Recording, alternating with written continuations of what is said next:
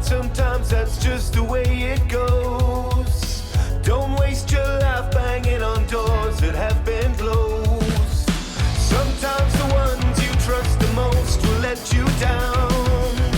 Life doesn't hold back when it's kicking you around. You've lived a little, loved a little, tasted bitter heartache. You got to just forget the ones who hurt you for your own sake. If they can't see it your way, walk through that open doorway before your sadness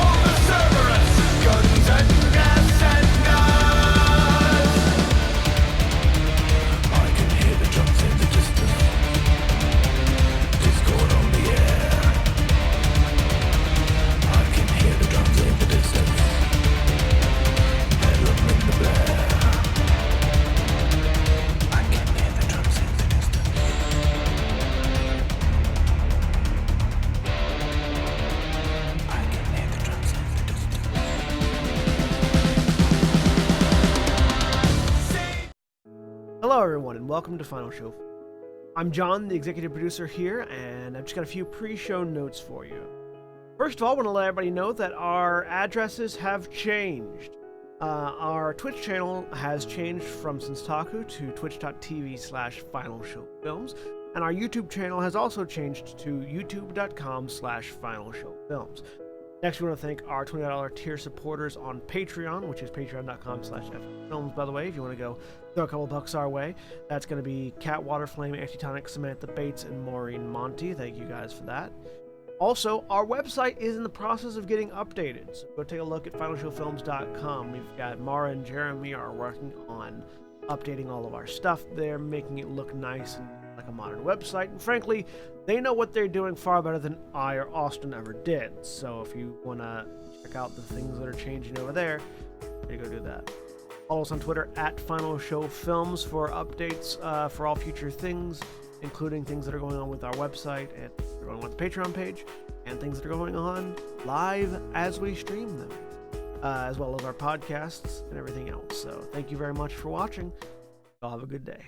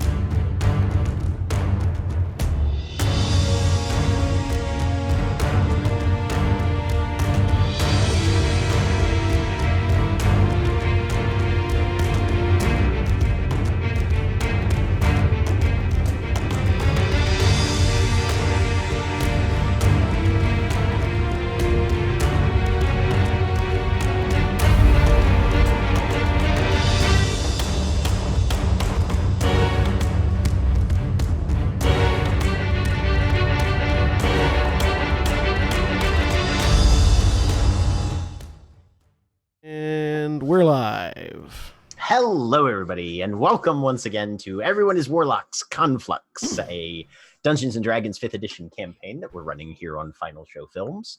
I'm Jack, your storyteller and dungeon master for this sequence of narratives, and joining me today is Aaron. Hi, I'm Aaron, and I am playing... Damn it, I almost said Lulu. And I have werewolf character sheet up. I am playing the sword-swinging Hexblade Warlock, whose name is still loading in Zoe. That's right. And John. I'm John. I'm playing Elishard Amacy, the human warder and undying Pact of the Host Warlock. And Nikki. Hey everybody, I'm Nikki. I'm playing Diamond Qatar, the Earth Genasi, Pact of the Archfey, Blade Warlock. And Cody. I'm Cody. I'm playing Cole, the Pact of the Chain Urchin Warlock. And Mara. Hi, I'm Mara, and I am playing Aurelia, the human archaeologist, Pact of the Blade Warlock. William, who generally plays Wotan Salt Spray, Pact of the Compass, and Jeremy, who plays Korishana Thavakri, also Pact of the Chain, are unfortunately unable to be with us today, so we are proceeding forward with a slightly reduced cast, but we shall soldier on in their absence. And our last moments in Conflux were spent in the library of a crystal palace, where Diamond's father, the Malik Ikram Hashim al-Aziz, had allowed the Warlocks of the Hawkshead Compact to engage in some research regarding Undergress history and the Fey antiquities, rumored artifacts of immense power from a previous great game. The day had initially begun with a supervised tour of the Dow's holdings, viewing the mines, the forges, and the fungal gardens under the watchful eye of Farid, the Malik's major domo. The king eventually joined them just before the field trip stopped at the barracks, where a few members of the Compact engaged in a friendly sparring match with some of the Durgar troops, which ended with the Malik giving Diamond her very own Durgar, a berserker bodyguard named Rorik Bloodstone, who had just kind of smashed her face in. And now our eyes are drawn back to the palace as Diamond prepares to dine with her father, and the rest of the Warlocks will be left somewhat to their own devices. So after being escorted from the library And back to your apartments. You all find a series of attendants awaiting you, each bearing a suit of clothing loosely tailored to your size, adjusted as the attendants assist you in dressing. Aurelia, you are given a pale gray gown with silver edging. Diamond stars line the neck, and it comes with a light periwinkle shrug.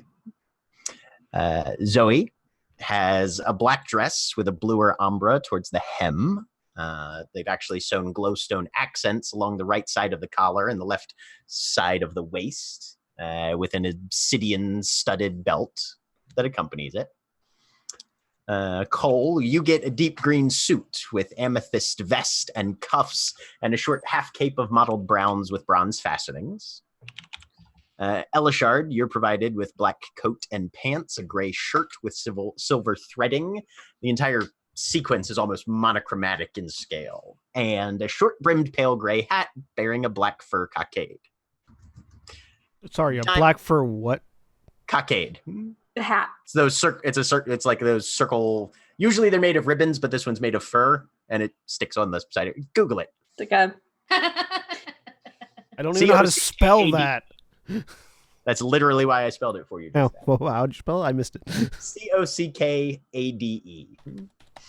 And diamond. That's going to take me to a gay porn website. No. Diamond. Just put hat after it and autocorrect will know what you mean.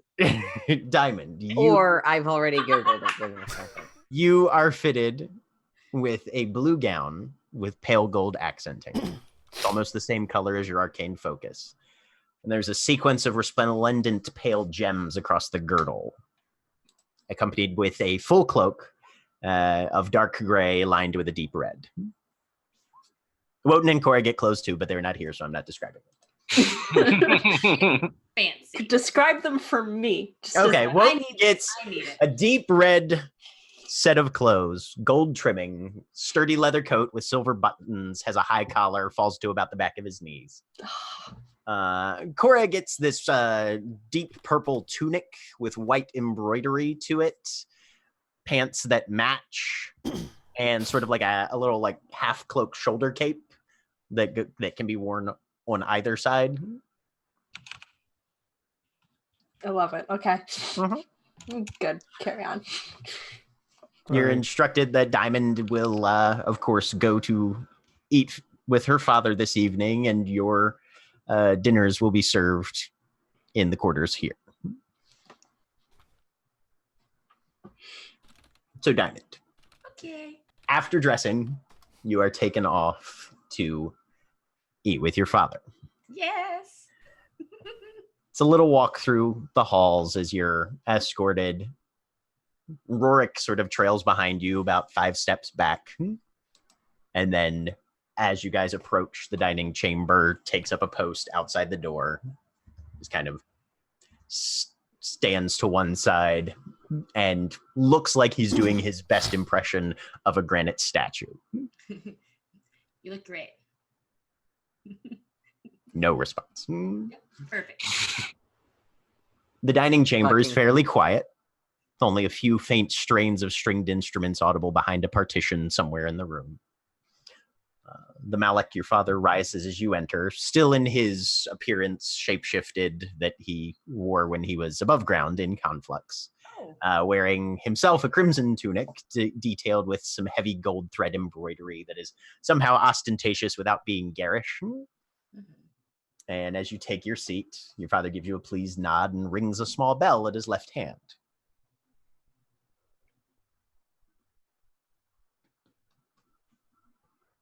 This is it. This is Diamond. Just like. Yep. Just like. He smiles at you. Okay. Okay. I'm glad you like the dress. It's the nicest thing I think I've ever worn. Excellent. Well, the royal tailors do their work fairly well. Try and make sure that everyone is provided with clothes that befit their station here. Kind of looks over as though he's expecting the food to have been here already. And there's a faint crescendo in the music that your father doesn't really appear to notice, but the curtains to the right of the room kind of blow open as the Marquis bursts into the room carrying a pair of salads and for the first time not wearing his cloak of autumn leaves. Well, apologies. First course is slightly behind schedule. Haven't cooked a full banquet myself in almost 700 years. Everything else is coming along quite promising, though. By the Black Fountain, your father cleans up fairly well, doesn't he? Think I understand what Hannah was thinking those decades back, And then there's a clattering sound and a hissing sound from outside the room. Shit! Soup's boiling over. And your father takes a bite of his salad. Did everyone else like their clothing? Diamond roll, Yes. composure roll. Yes, everyone looked very nice.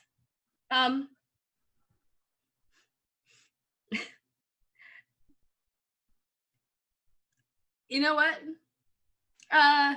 Sure. I guess that's a thing. I have questions for you. Do you have questions course. for me? Well, I should love to hear about the years that I missed seeing. You're growing up, that sort of thing. Any? Let's do a thing where I ask you a question and you get to ask me a question. Very well. Why are you expanding into Drow territory?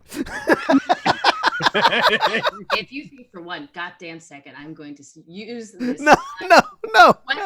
related things that could make us win the game, you are sadly mistaken. It was just funny. No, you're good.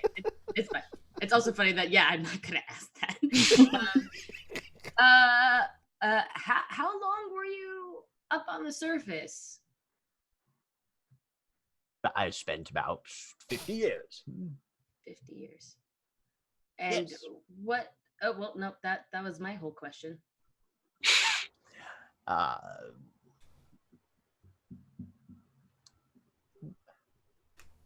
Who are your best friends? That would be, let's see, Zoe, Aurelia, and Korashana. I would probably say are my best friends. Splendid. Well, it's nice that your friends decided to accompany you. At this point, Soup comes in. Very good. Well, here you are. And for you, Your Majesty, excellent. Yes, well, things are going along quite swimmingly. First course, second course, and then, yes, the entrees will be out directly. And he zips back off.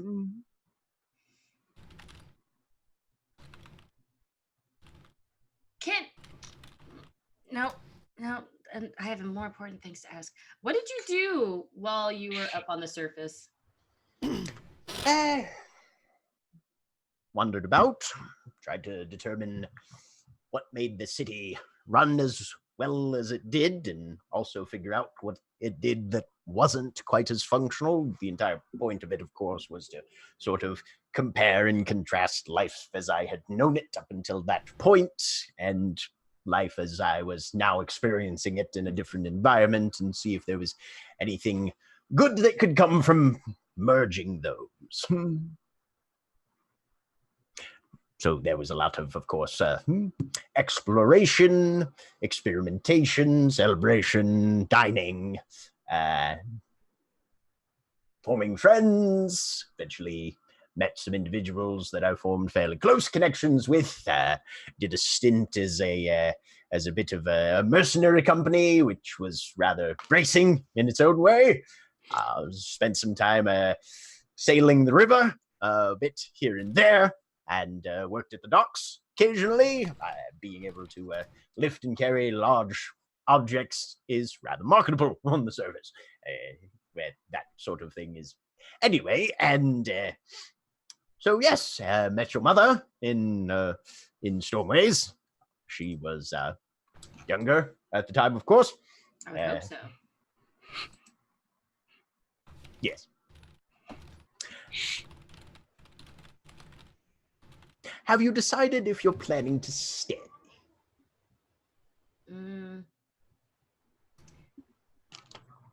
I've decided at the moment, given all the things I have to finish up on the surface, I can't stay.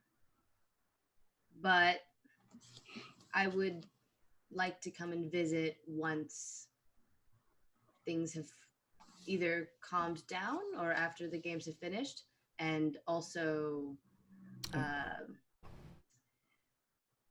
And we lost Aaron. We lost Yep. Aaron had to restart their computer because it was choppy and not functioning properly. But I mean, to be completely honest, I'm not entirely certain what the game will require of me, but knowing that I could potentially ask for your help if I should need it would be great. Of course. As my daughter, you certainly have the privilege of finding what you need here, and if we can provide such things as might assist you, I shall certainly make sure that happens. But yes. Soup tastes a bit floral, doesn't it? Have you eaten flowers before? Well, we don't get much in the way of flowers down here. Makes me wonder what Burnford put in it. Anyway. His name's Mumford? Burnford. Burnford, excuse me. Yes. Cool. He seems like a competent cook. Well, you know, dwarves.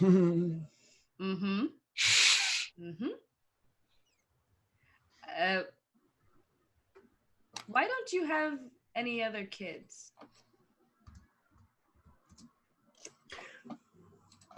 Hasn't been a need for it yet.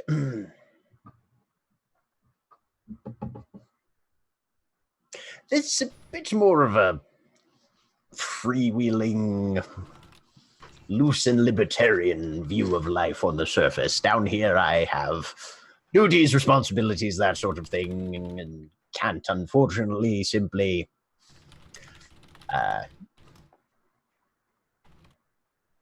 expectations have to be satisfied. Like, what sort of expectations?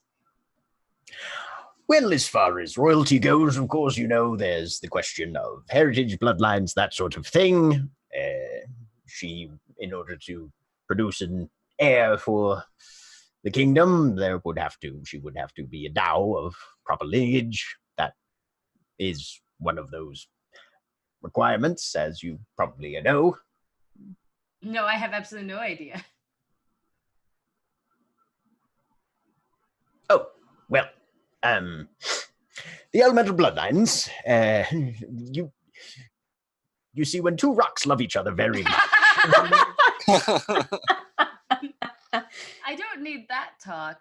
It's just then When two rocks love each other very much, it gets really hard. You're not there. what? Elishard wouldn't make that joke. No, he would not. What made my mom the exception then? Well, as far as that goes, to be quite fair, 50 years on the surface, when no one that you had known previously can feel a little isolating. And when that happens, well, sometimes one seeks companionship, as one does. And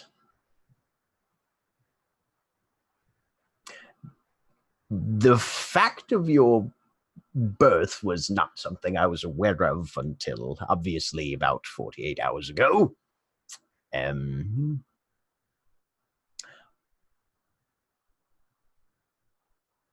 Made things quite interesting. Had to figure figure out what I felt about that. And then, of course, seeing the way you conducted yourself in the ring, and there's a level of resonance. You carry some things that I recognize from my childhood.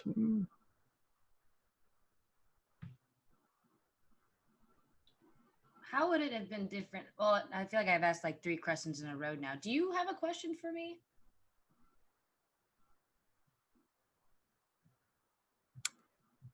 You see him thinking for a minute. I think these questions that you're asking are a bit more important at the moment, actually. I just wanted to be fair. It's important to let other people talk sometimes. Would it have been different if my mom had said that I was going to be here 20 years ago?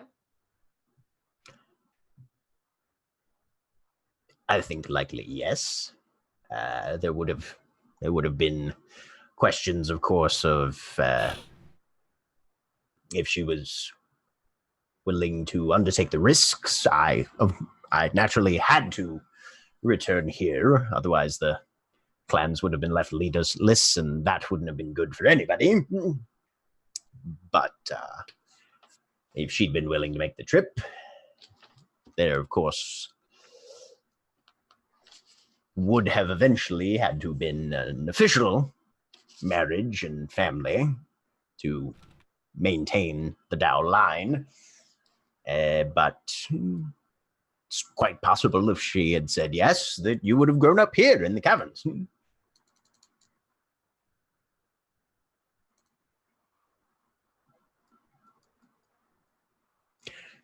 But at the time, being somewhat younger and feeling the weight of responsibility and knowing that your mother already had a life up there, I didn't think it wise to, or kind even. I felt it would be easier on all considered if I just exited the scene.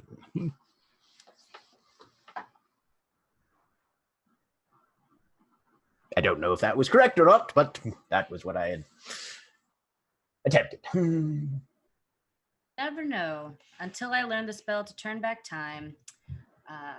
Is that the thing? Maybe. I'm still learning this. Entrees! I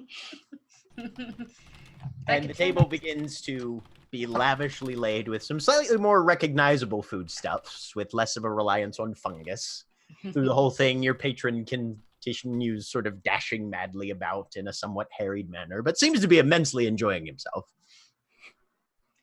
Diamond's gonna start eating, I guess. It's meat of some sort.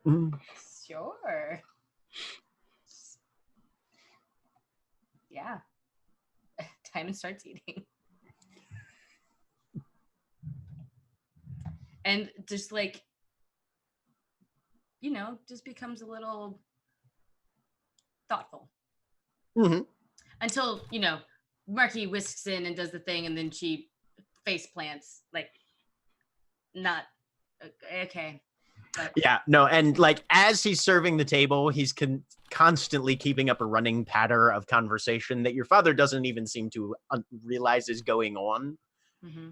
And it's mostly just sort of side comments directed at you of, here's what we have for food, and glad you're enjoying the palace, and luxury is really nice when you can afford it, isn't it? And that sort of thing. And then inevitably something happens in the kitchen that demands he sprint back that direction. At one point, you swear you hear some sort of reptilian roar come from in there.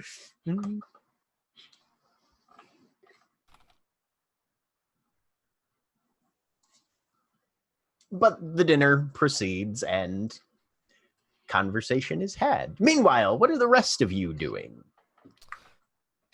Question. because I missed part of this at the beginning because I was working on things. Why are we dressed fancy? Because you got given fancy clothes. Because you my friends. They gave us clothes and put us in them and did not tell us why. Okay. Yeah. Okay. This is uncomfortable. Okay. So Surprisingly, they're actually, most of them are pretty darn comfy. Okay. Okay. Just So Zoe will first. Oh, sorry. Go ahead. nope. Go for it.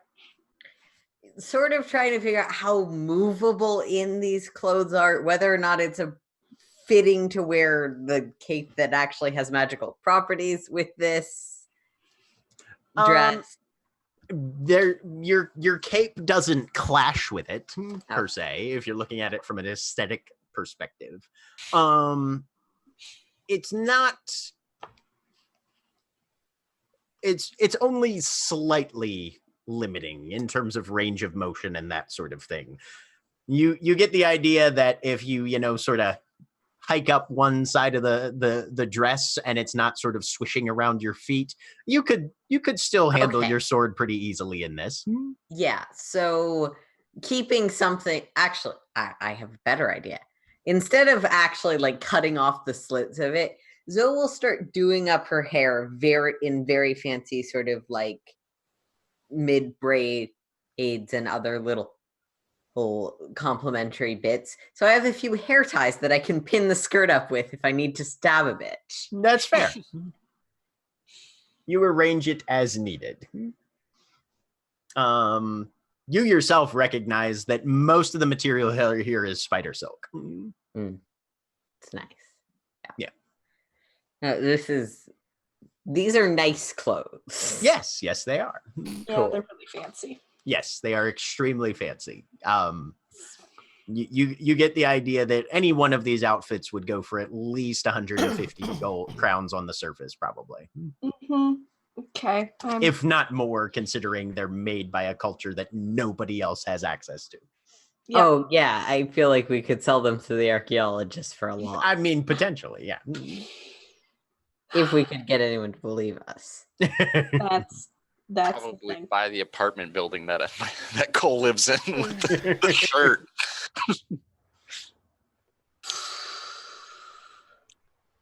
But food is served for you guys as well. It's similar fare to what you guys have had the last couple days that you've been here. Mostly fungus based, a little bit of meat, very little bit of dairy. I pick at it. are we eating in our provided quarters, or have we been directed that's where to... it's that's where it's served to you. Yep. Door closed, just us, food. Yep. Mm-hmm. Yeah, they basically kind of dragged in a table there into the common room, set up some chairs for you. So, anyone have any ideas or relevant news that has been learned? No, just what was said on the tour. I forget, Jack. There was something that I was reading about in a book, and I don't remember. I don't think I shared it because we didn't have the opportunity yet. I'm trying to remember what it was now.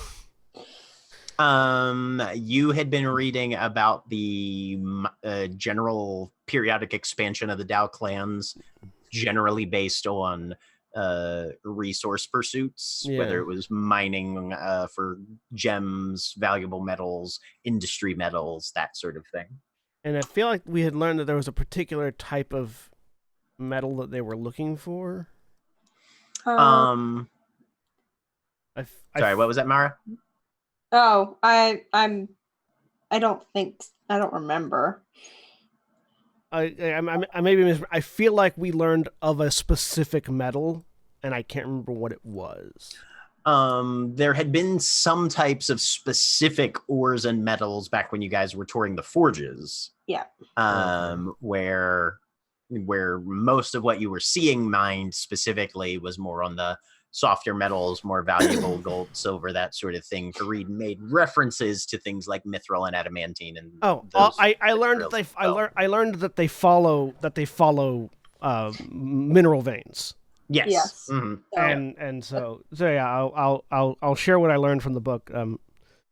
when we were in the library, I did learn something about their methodology for expansion. They tend to follow mineral veins as they expand in any given direction. I don't know if that'll... I'll look at Zoe. I don't know if that would be enough, if that would be information that they could utilize to track out or plan out the expected expansion, but... GM. I mean, it's definitely at least gives them a target. It's better than, well, they're headed this direction, but we don't know why. Having a why behind it is probably more helpful than necessarily. I take this opportunity to just, as I'm fiddling around with stuff and half paying attention, detect magic, because I have a spell now that I know will allow people to eavesdrop, and I don't know if these people do, and I'm paranoid. Oh, okay. Just check the It's, room. well, it's not. Sorry, go ahead. No, go Mara. ahead. It's not nothing, though. I did have a thought, especially with that information. I had a thought. Aurelia, do you remember what you initially offered to the queens? Yes. Did I get any ping on my spell, Jack? You're getting a ping currently off of Zoe's cloak if she's wearing it. Okay. Yeah. But nothing. I mean, nothing. it's probably very close to me, though I'm not currently wearing it. It seems a little rude. Yeah. I just wanted to check, like, the clothes probably and our Yeah. surroundings, because we left for the day. Yeah, no, don't see anything in the interior of the chambers. Whatever armor the guards are wearing outside the door is very faintly registering through the wall. Yeah, similar to the armor in when we toured. Mm-hmm. Okay, cool. Then yes, I had offered a clairvoyance. Now that we have been around the palace, could you not use that as a mechanism of, I don't know, just to scout around, look for the more detailed records or something?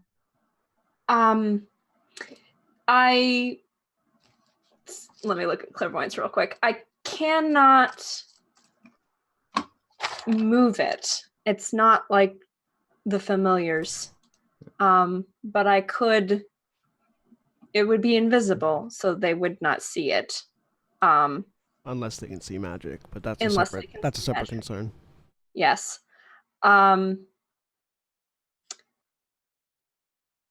And I would be able to either see or hear what was going on. I had the thought of trying to listen in on not the king, but his advisors and who he talks, who tells him what to do. That definitely could be a way to do it. They might be able to see magic, but I was able to use invisibility successfully, so I think it might be a risk worth taking. All right. So the question then is, where do you want to put it? Because as we established earlier, he doesn't actually have an office, so we don't know where would be an effective place for. We don't know. The king Does doesn't. it have to be aware? Um, Can it No, be a so- who? a place you have visited or seen before, or an obvious location that is unfamiliar to do. Okay. So, Jack, if I specified I want to have a sensor where, I mean, I don't know if the meeting's going on right now. If they might be having dinner together. That sometimes happens if you're working late. And they see, apparently it was pretty busy this morning. Would that be specific enough, GM, for? So it is specifically location based. So you Okay. couldn't just do like wherever Farid is, because you don't know where he is right now. Yes. Okay.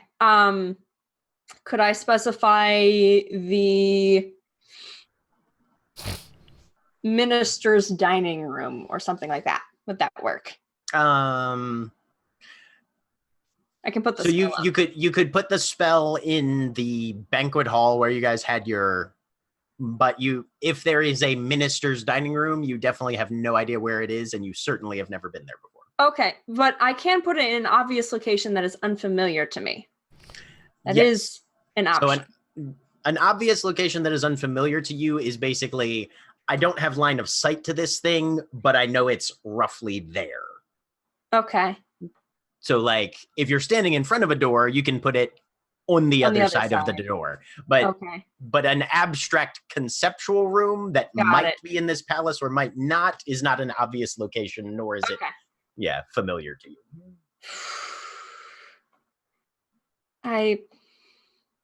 We don't know where they are right now. If I knew where they were, if we could send Jinx out or no, but I could find him myself, probably. It would just have to be after we retire to our rooms. I could you go search. I'll know exactly where he is. If he's within a certain distance. You have a spell that can do that. What? Yeah. What is this? Please explain. Magic. Yeah. Yes, I realize magic. What Elishard said. If you can find out where he is, you can communicate it to Aurelia, presumably in terms of like distance or 3 doors down, in such a way that it would be obvious to her such a location exists. Yeah. Okay. That would be as long as we keep if we get lucky and get the timing right, it's potentially worth doing. It's all luck.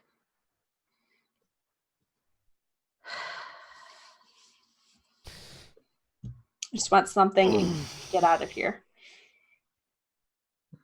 Well, we've got something. It'd be better if we had more, but we've got something. Yes. If you have a spell that can let you figure out where he is, we can take that risk and see what happens. I don't think they know exactly how our magic works. So, and they don't know what spells we have besides what we used in that fight. No, but they do know that we cast magic. So if anything we do leaves an obvious trace, we are the first subjects. Yes. So that is a question, Cole.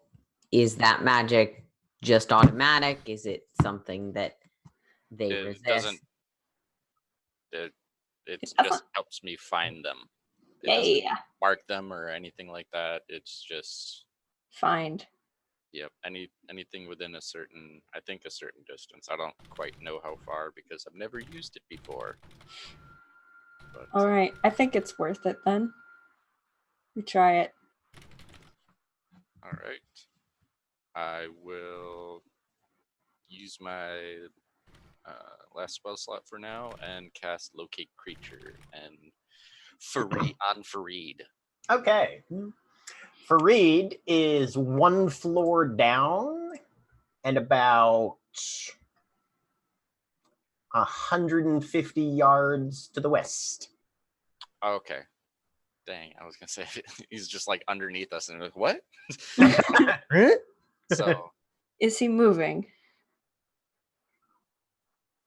Not right now. No, doesn't seem like it. I'm going to try it now. How likely is he in dinner right now?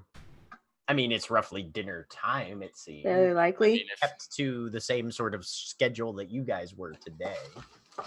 Especially because the king seems to at least be taking his dinner right now. Yes. So, your call. Quick question. How wide is the room that we're in right now? The room that you're in right now is about the common area is about 20 by 30. Okay, so I'm just gonna do my use my invocation that I just recently gained and look at the walls to see if, because of what I saw in the mines, maybe they don't need magic sensors in here if they can just hide in the walls. So 1 second. Ghostly gaze. Okay. you take a look around the room, you can see your guards outside in the Okay. main hall. The rest of the perimeter of the room is basically the various sleeping chambers that you guys have access to. Nobody's in those that you can see. Okay. And all right. Okay.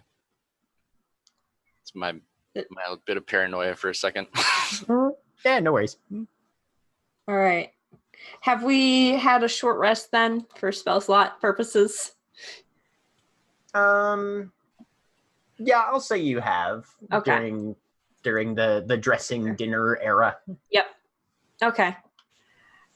Then I think this is a good time, possibly. At the very least, I can try again if you can keep an eye on him, Cole. For the next hour. Okay. Hopefully he's working on something during dinner. I will cast clairvoyance on where Cole is telling me he is.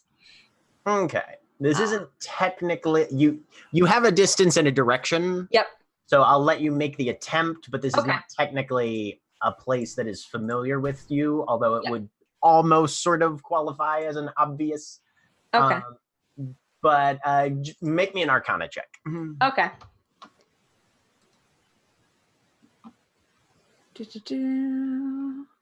Arcana. Oh, God.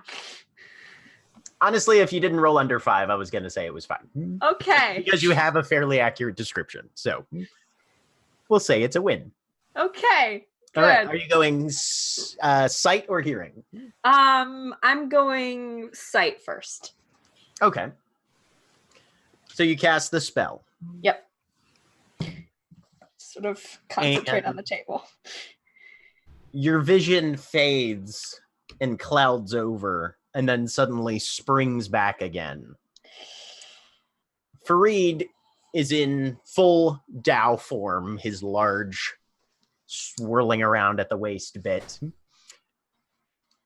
in front of a table with a number of papers strewn out on it. They're written in a language you don't understand. Fuck. Should have taken another one. There are 2 other Dao in the room with him.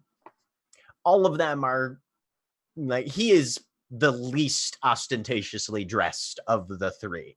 Okay.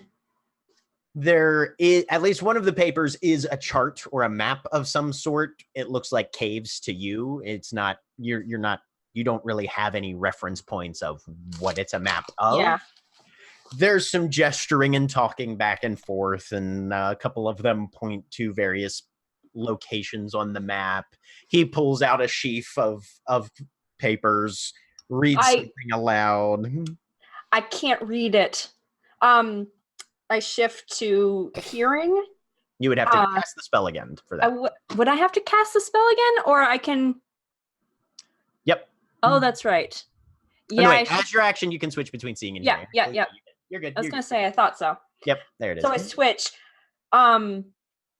Which is why Shard. we'll have to expand to these areas if we are going to find the actual mithril deposits that seem to be indicated by scouts. They've found areas of concentration mithril around these nexi. But if the promise of the vein is further in, then of course we will need to have holdings in place to ensure that we can gather these materials before the drow are any the wiser. I shift. We can certainly make sure that that happens. And you shift back to what? No, I don't shift. Okay. I'm still leaving it. It's probably better to hear. If you hear it, we can write it down.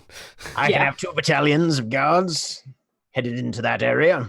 Move quietly, slowly, ensure that our approach goes unremarked. I begin saying it out loud, probably. I begin writing it down. Then once they're in place, throw up a quick bundle of fortifications. Make sure that we have a decent foothold in case we are discovered. That way we can repulse any incoming attacks from the assassin houses. I'm sure they have plenty of uses for mithril themselves. Well, the king is very intent that we should garner these. I gave him the reports for those just this morning. He signed off on our expansion effort, and we will be able to add it to the armory once it's been gathered and processed. We should have upgraded fortifications for our foot troops within 3 months, once we conclude the consumption of this ore.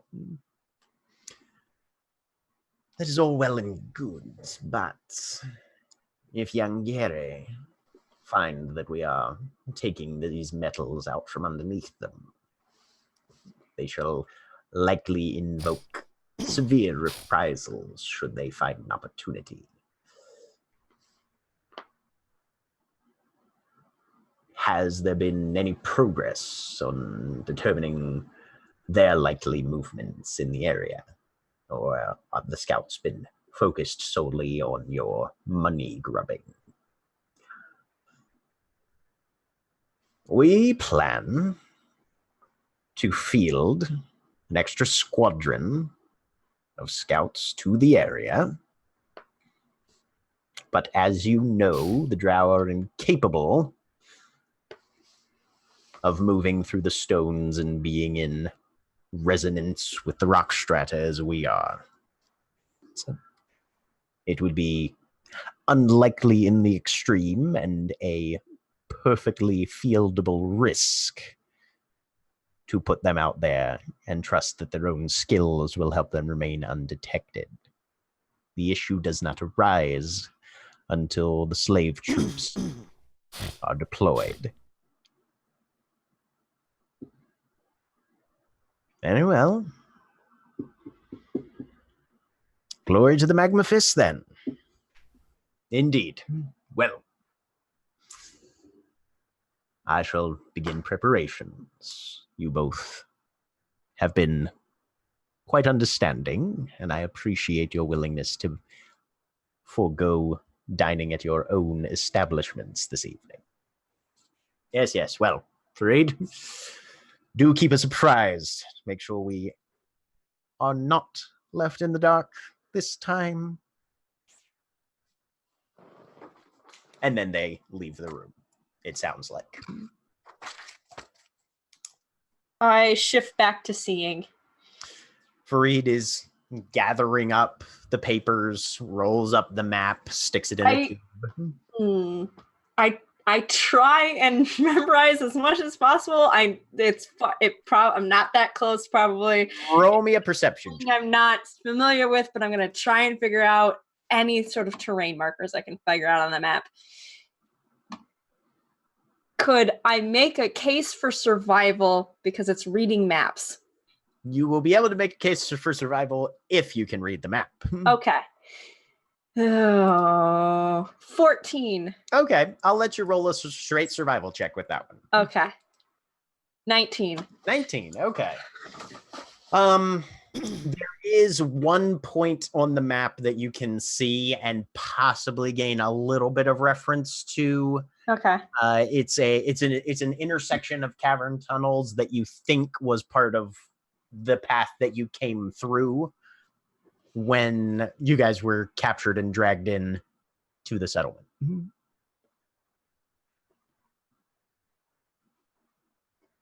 Okay. I dropped the spell. Paper. I hand you some of the paper I've been writing on. Instantly, grab the pencil or pen or whatever you're using and start scribbling. It's a quill. Here's an ink jar. Thank you. Okay, I think I've got it. Roll me a straight intelligence check. All right. See how well you can recreate. You have inspiration by any chance? I don't. I haven't gotten inspiration in forever. None of us have. I think we've stopped doing that. No, I've given it out all. Can I give up my inspiration? No, not in this case. 9. 9? Okay. Yeah. 9. Good to know. I'll write that down. I think it was close to where we traveled. They're going to be. Okay. How that was good of a Everything they said as precisely as possible. yes. Sorry, what was that, Zoe? I said, just tell me everything they said as precisely as possible. We can think about what it means second. Alishar was writing it down. Yeah, she was keeping up a running transmission as it was I happening. missed that part. That's I okay. was Yeah, confused I was- about what Elishard was writing. Yeah. As soon as I realized what was going on, I was like, "Oh, I should just say this, Yeah. Mm. Yeah. not summarize." I really Well- was talking out loud. That should be significant to assistance and fulfill what we need. Okay. I'm going to spend the next few hours copying this multiple times so that each of us can carry a copy in case something happens. Yes. So that in And- case something happens, there's multiple copies for them to discover secreted about your persons. Good. We're Yeah. leaving tomorrow. Before you do that, we might need to ask Diamond and the currently sleeping people when they get back, but does anyone have like access to a pocket dimension or some other way of hiding information? Yeah, if you want to just make one copy, Jinx can hold it in her mouth and then I can just poof her away. And then When it gets soggy, she's never come back It's wet. parchment. It's not. in someone's mouth. Okay, never It's- mind. Well, actually, Jack, this is a question of I'll whether or make a not it works strap. and whether or not we'd know, but we can test this.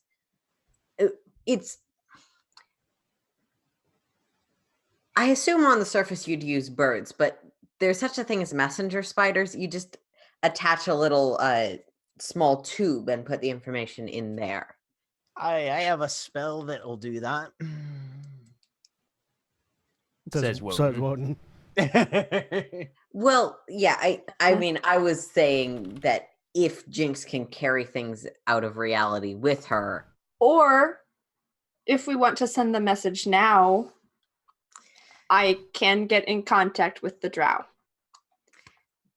I appreciate that, and that's probably our second or last resort.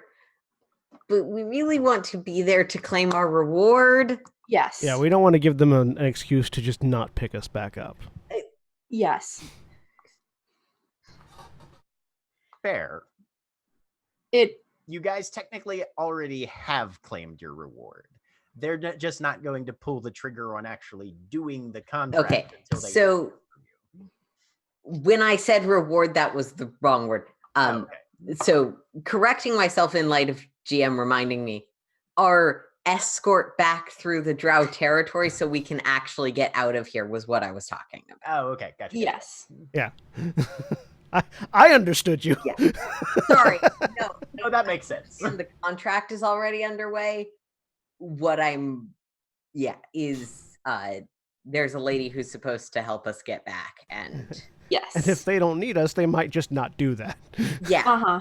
So avoiding that if at all possible. Having the That's multiple Not copies. bad.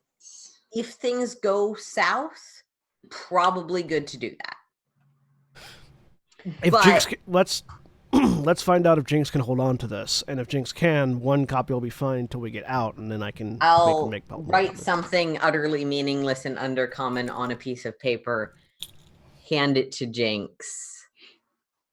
Jinx and will we grab can it with her experiment. teeth, and then I'll puff her away for a second, and then puff her Does back. does Jinx take the paper with her, GM? Jinx, let me take a look at the Find Familiar spell just to make sure.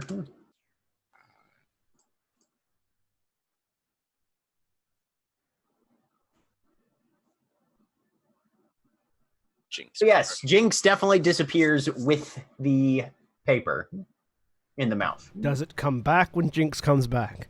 No, it does not. Oh. Yeah, I thought that might happen. Does the same thing happen when I... Out of curiosity, I want to try something. She might have spit it out. I don't know. I could also try putting it in the pocket dimension that I put my gun in. I'll hand you another piece of paper that's blank. I will try that. Are you putting it? Right. Like put it in the barrel. I'll like roll it up, yeah, and put it in the barrel. Okay. All right. So you Huh. roll it up. You put it in the barrel of the gun. Yep. Yep. And then shook it Wait back. a minute. Comes back. You look in the barrel of the gun. The paper is there. All right. Try that with something written on it. We don't. I will. Yes. Yeah, I Think- will. Yeah. lost me. Try it. Test it again. All right. So you draw a Sure. dick on a piece of paper. Yep. Roll it up. Yep. Nope. It comes back. The writing is intact. All right. I doubt that works for me, but that is a good way to archive the information. That would be good. Then I cannot use my gun at any point until we. We're gonna once we get out of the city, we can secrete more conventional methods. Yes. But until then. I mean, I was under the impression you were opposed to showing your gun off here anyways in case. Yes, but it is rather effective. Yeah. I think that is the I have best. extra option. daggers, but I don't think that's really going to be. I do have a crossbow that I can use. Yeah. I think that is the best option to only have one copy. Could you fashion, out of curiosity, some sort of side pouch for the, I don't know what you call it, but the part of the gun that goes against your shoulder? Stock. What do you mean? Like, imagine a saddle. Wait, hang on. GM, are there horses in Conflux? Yeah. Okay. Imagine a saddlebag, but smaller and specifically designed to be strapped onto the stock. Yes, it would help aim. I don't see what has to do with this. But if it's a pouch, you can put papers in it and thus not have them in the barrel and make it not so you can't fire the gun. Probably not something we have the materials for right now. No, that would require leatherworking equipment. I look down at the ridiculously expensive clothes that I'm wearing. Could we Okay. make do? That's expensive. Do you want? That would be suspicious. Also that. But if the gun is in an ethereal realm away from view, my suggestion is not that you parade around with the gun visible and the makeshift cloth pouch visible, but that if you need to use the gun, the paper isn't in the barrel, so when you pull it out, you don't have to worry about removing the paper before you fire. I think what Zoe's saying would be suspicious is the fact that your brand new tailored and custom bespoke outfit suddenly has chunks cut out of it. Yeah. Thank you, whichever character and/or GM explained that to. That would have been Cora in somebody's brain, probably. I'm sorry. Okay, so I don't know to thank Cora, but thank Right. you. My example was meant to be more vague than that. I reach over into a bag and pull out my old warder's coat. That is shitty and tattered already. I can try. I can try. I don't have any of my tools with me. Yes, if you don't have the ability to, then it's a moot point. But I'm just that was the idea that came into my head as a way so that you could use the gun. That is a good option for the future, but I think I'd be too worried about it falling off. Well, in that case, never mind. We'll just stick it down the barrel. Yes. Unless if we want to have one more copy in case I fall and cannot retrieve it. Though my gun does appear if I die. So you'll have that. Never mind. I'm good now. Can I talk to you, by the way, before we retire? Sure. I'm gonna go to bed soon. Privately? Yeah. Somewhere out away from everyone else. Several going to be rooms. Please public. avail yourself of one of them. Yeah. Aurelia I am and still assuming that we divided up rooms by genders, so Cora has the only private Cora room. is the only person sleeping by I themselves. love it. So today, Mhm. with the fighting in the ring, I don't know if you can tell if it like leaves an impression or anything. I tried to stop you. Could I tell, Jack? You didn't notice. Nope. I didn't notice. No, you seem pretty busy. Yeah.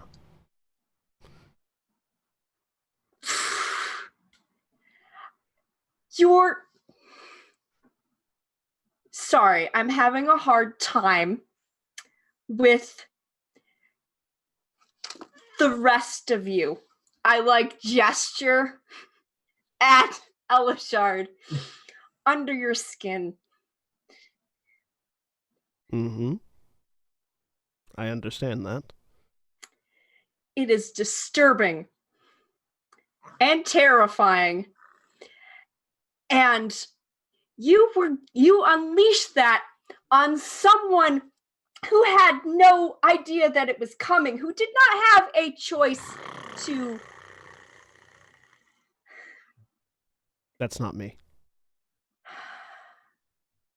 That's in the back of your head. Yeah. Yep. I say that out loud, even though you can't hear it, because I can hear it and I think it's audible. Yeah, I love it. Perfect. Who did not have a choice to not do anything. To turn away from that fight. Mm-hmm. And previous to that, well, no, wait, that was 2 ago. I'm losing track of fights now because that is my life, is a series of to the death battles. Of 2 ago, you ate someone. Or, sorry, the thing inside you ate someone. Jack, remind me, what was the thing that I ate? I've forgotten what it was. I thought you ate a grell. Yeah, I ate a Yeah. grell. Yeah. Something. Yes. Yes. And that was 3 ago. That was 3 ago? I really hope not. She's It's worked all up. good. She's probably not. She's having a hard She's day. having a moment here. I understand your fear. And you did it anyway. Yes. You did it anyway in that box where Diamond was freaking out. Mm-hmm. It's not okay. No, it's not.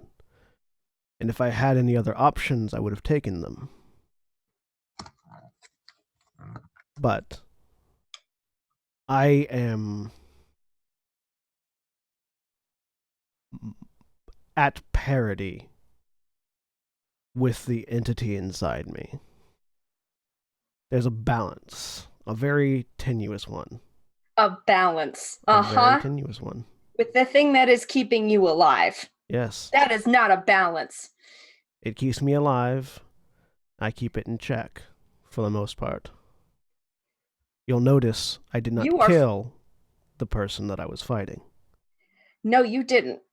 But can you tell me that you were in full control of that? If something had gone wrong, that you would have been able to do anything? Roughly, yes. It's not perfect, no. But I also don't have perfect control over when it comes out. It's less an ability... let's compare it to your gun, because that's something we can understand. You have the ability to control when you pull your gun out and when you fire it. Mm-hmm. The creature inside me is more like a horse that isn't broken. And best I can do is hold on and attempt to guide it. It is my best defense, my best weapon, and also an entirely volatile entity of its own. Understood. with its own sentience. I can control it only because I am at parity with it. It's not parody. Anyway. Fine.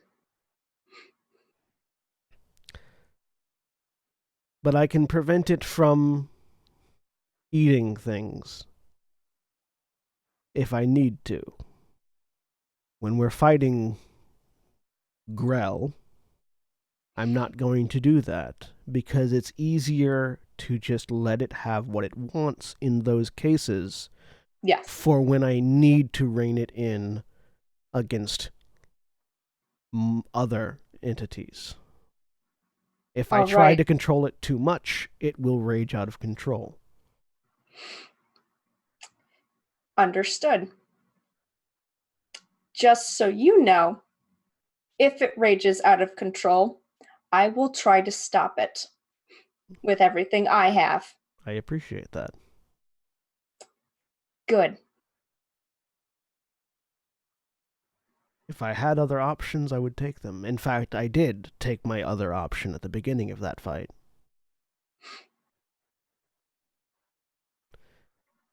But this is what I am. It's not a weapon I can put down. It's not armor I can take off. It is a part of me. And it scares me too. Mm-hmm. But I have to live with it. Good luck. Thank And you. I exit. Meanwhile, Diamond, dinner has drawn to a close. You get most of your questions answered.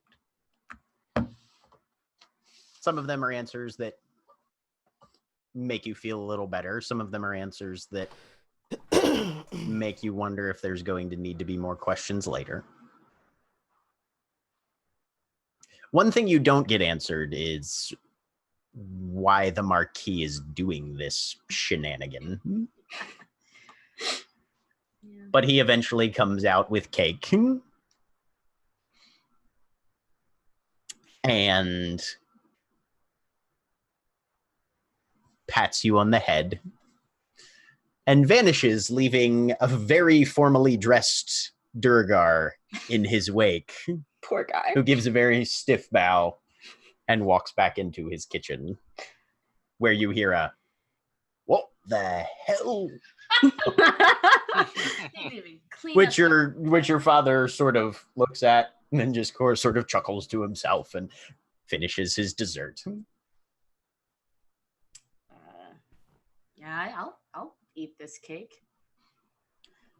So how long can you all stay? Then, Uh, if the game needs tending to. I mean, we only had the one day of enjoying the tour and getting to talk with you. So, but unfortunately, we are needed back. And given our timetable, we have another thing in a few days, and it. Oh, what other thing?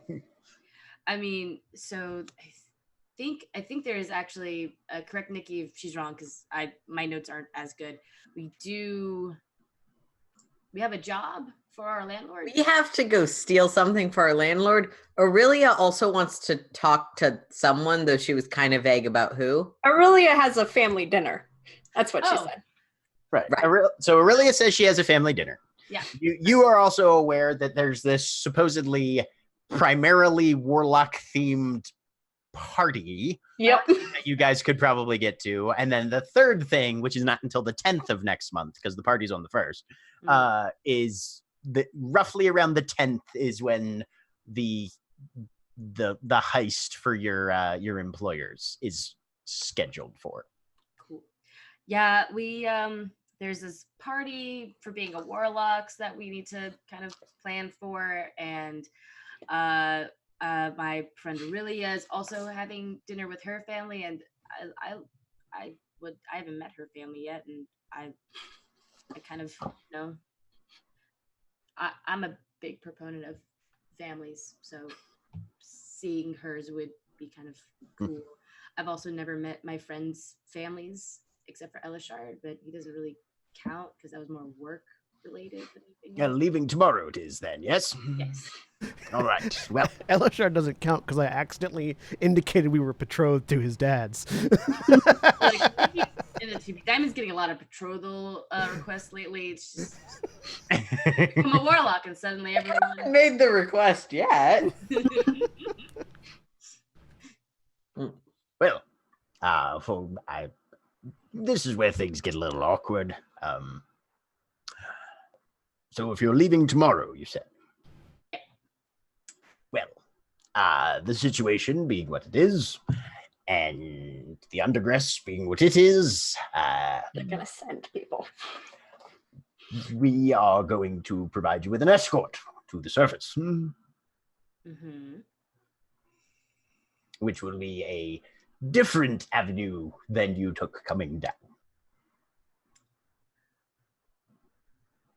It's not necessary. Of course, it's not necessary, but for the security of my kingdom and to pacify some of my advisors and my more strident nobility, I will have to insist that you and your companions, all of whom I assume are pleasant people, but whose intentions I can't particularly read, and who may have agendas of their own, etc., and their own perspectives on philosophies, on how life exists, etc. You understand what I'm saying. Yeah. They don't trust us. They don't trust you. That's fine. We can do cool magic stuff, but also you guys can summon rocks out of the ground, which is really cool. And I'm not gonna lie, wish I could do that. Really wish I could. Well, if your magic doesn't grow to allow you to do such things during the game, I believe there is some potential. I'll have to talk to some of the sages and experts and see if that's something you could learn down here.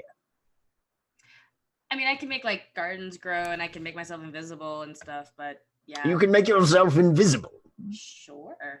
That is handy. It's pretty handy. I mean, you saw it in the fight.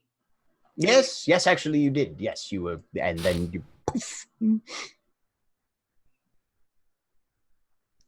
Helps make for advantageous attacks later. Quite tactically applicable. I try my best. You're doing quite well, and you're doing your father proud. And I'm sure you're doing your other father proud as well. Yeah, Darwin's pretty proud of me. That's good. If it'll keep you from getting in trouble with people, and honestly, I also don't want to be on bad blood with people down here if we are gonna meet them later. Okay. I will let my company know about the situation tomorrow. Very good. We will see you in the morning then, I suppose. Fareed always has at least 7 or 8 decrees for me to sign before I actually rest for the evening. So I feel like I should go get that out of the way. Dad, do you actually like being a leader? At least the like... There are parts I enjoy. There are parts that are a bit onerous, but on the whole, yes, I think I do. Good. Can I get someone to help me take this cake back to my friends? Yes. Yes, you can. In fact, you already have someone. Rorik! And the doors swing open. And the Durgar with the shield on his back and the war pick at his belt gives a bow. The cake is going back to the quarters. Make sure it gets there safely.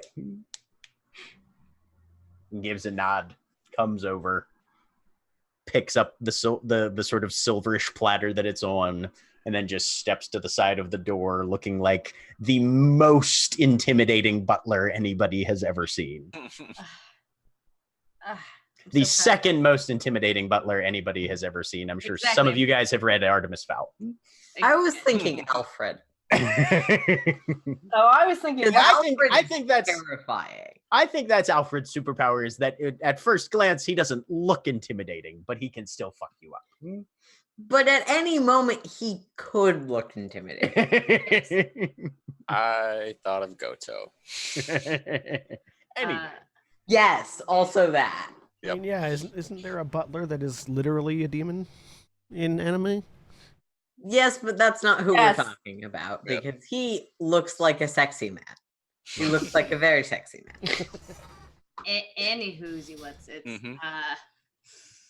Diamond stands up and she goes over to her dad and gives him a hug.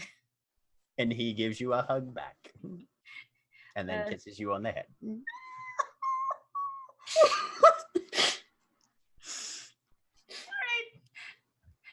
Night. See you in the morning. So many emotions. I have a lot of emotions right now.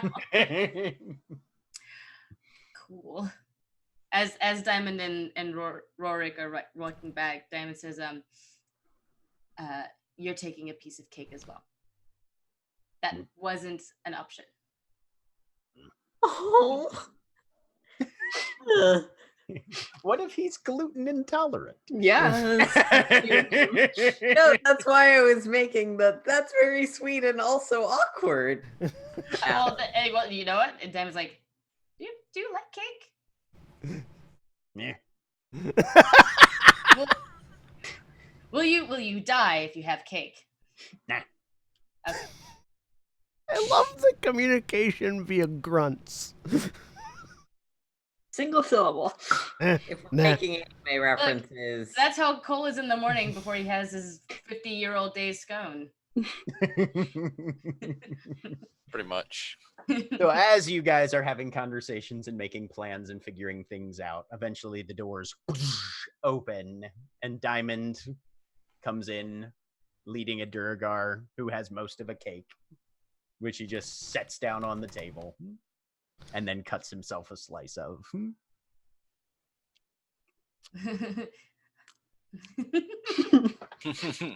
I love Rorik so much. Rorik, this is Bubbles. This is your other best friend.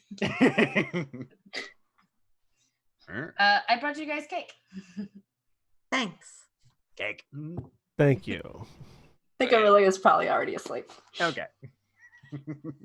I'm not gonna lie, I definitely was mostly thinking about Cole when I brought this cake, but please, everybody else also have cake. Dang. Because I'm pretty. Love it. He will wait till everybody's done though. Yeah. All of the rest. And then takes It's the like, rest. all right. No. Everybody take what you Hang want. on. The Wait. rest of that is mine.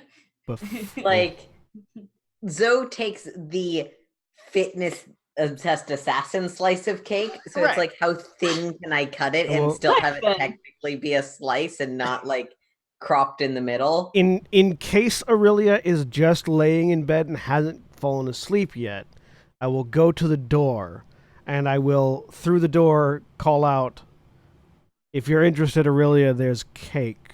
I probably actually haven't fallen asleep. I'm probably tossing and turning. It's super good. Just through the door, there's cake. Oh, And then I walk Oh. back. I'd like to imagine that you do that at each of the doors, but it's kind of serial killerish because you have a demon thing inside of you. Not because you intend it that way, Here's cake. but there's cake and also there's like little bits of goop falling out of your eyes. It's just As soon there's as cake. Rorik- It's the manga thing where it says there's cake, but the text bubble is black and dripping. Sandman tries to say anything reassuring. Dream. Yeah. Yeah.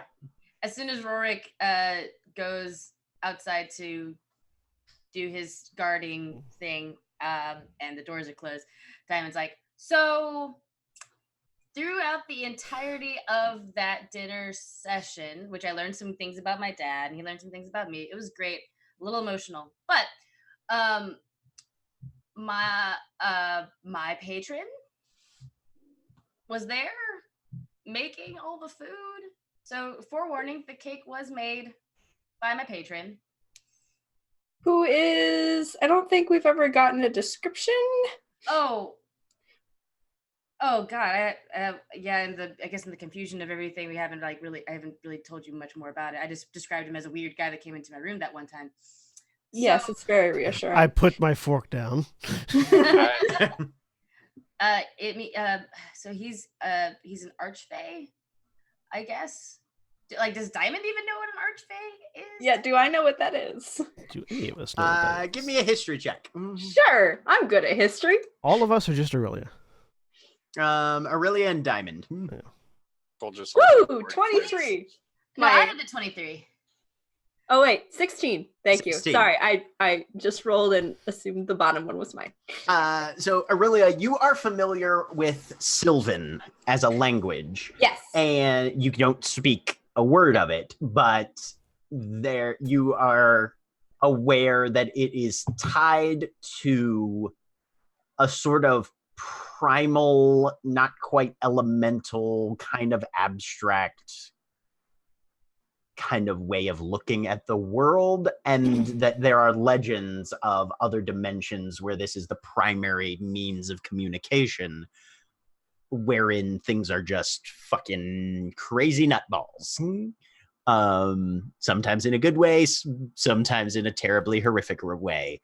And that there are beings there that are called fae or fairies or something of that. And there's sort of madness and emotion kind of... They're elementals of madness and emotion, mostly. I have eaten some of the cake because You have eaten some of the cake. Stressed out, and it was sugar, and Diamond gave it to me. I stopped eating the cake. Diamond, basically, you're familiar with a legendary dimension called the Feywild, that it's an area of primal energies and abstract concepts made manifest, that it exists in a state of perpetual twilight, and there are certain beings that are native to this dimension, and the most powerful among them are the Archfey, which are basically gods that couldn't be bothered. And they tend to be fairly uniquely focused or function around certain archetypes and concepts and that kind of thing. It's very convoluted. It's very difficult for what you would consider normal people to understand. There are rules at play that are in as much laws as any laws of nature are, but they only function with that level of imperativeness in this dimension. And yeah, it's crazy nutballs there. So my patron, I don't know how your relationships are with your patrons that give you your powers. He pops in every now and again and to either check in on me or to show me a new ability that I have. But Was that there was something weird? He helped me make the flowers for Hedon's grave. Got it. Okay, we're connecting some dots here. Cool. So I don't know if it makes you feel any better, but me and my dad ate a lot of the food, all of the food that he made. And I don't feel any different. Pretty sure my dad doesn't feel any different. But I also... Neither of your history checks was high enough to know that you don't eat food from fairies. Mm-hmm. Just FYI. Yep. Not Bay Courts, and he didn't offer it. He just served it. So there are rules to this, and I'll fight you, Jack. Anyway. Well, we may, speaking of Fae and the Fae antiquities and such, we may have our payment ready or the deal, our end of the deal, for when we go back. For when we go back. Yeah. No one had to leave the room and No. sneak around, did they? Nope. No. Magic. Yeah. Well, see, we can use magic to turn invisible, but also we can be seen going out of the door. No, Cole used magic to locate the Farid, and then Aurelia used magic to listen in to the room that Farid was in, and Aurelia heard and then spoke out loud, and I wrote down their plans for what they're doing and why they're doing it. It was actually all very convenient. Magic's weird like that. Well, if they're not used. Almost like otherwise we'd be at a dead end, and the fates and our patrons are not quite so willing to part us from our inevitable victory. Yeah. Right. I don't have a patron, so I don't. Fantastic. I don't know. You technically do. I mean, he gives you your powers, which also gives you your life. So I eat the cake. It's really damn good cake. Yep. But we've got a plan for getting it out. When we leave tomorrow, we'll basically stuff the information into the barrel of Aurelia's gun and stick it in the different dimension. And so when we leave, we can go meet up with our escort. Yeah. You can do that now. Oh, well, yeah, okay, so about that, the other Dao do not trust us, and to kind of keep with diplomacy, my dad had to agree to give us an escort tomorrow to the surface and to take us in a different direction than we came in. Well, then it's back to plan A, because we don't need to ensure actually us out. Yeah, that's actually that doesn't that works. We can just message send the information along. You mentioned having something that might be good for a longer form of communication. Oh, I can conjure a wee messenger that'll deliver it in person. Oh, just drops it right off for him. That works perfectly. As long as it's not waylaid by something. Best I can understand it, there's not really any way you could waylay him. He kind of takes a circuitous route that's still kind of instant. Okay.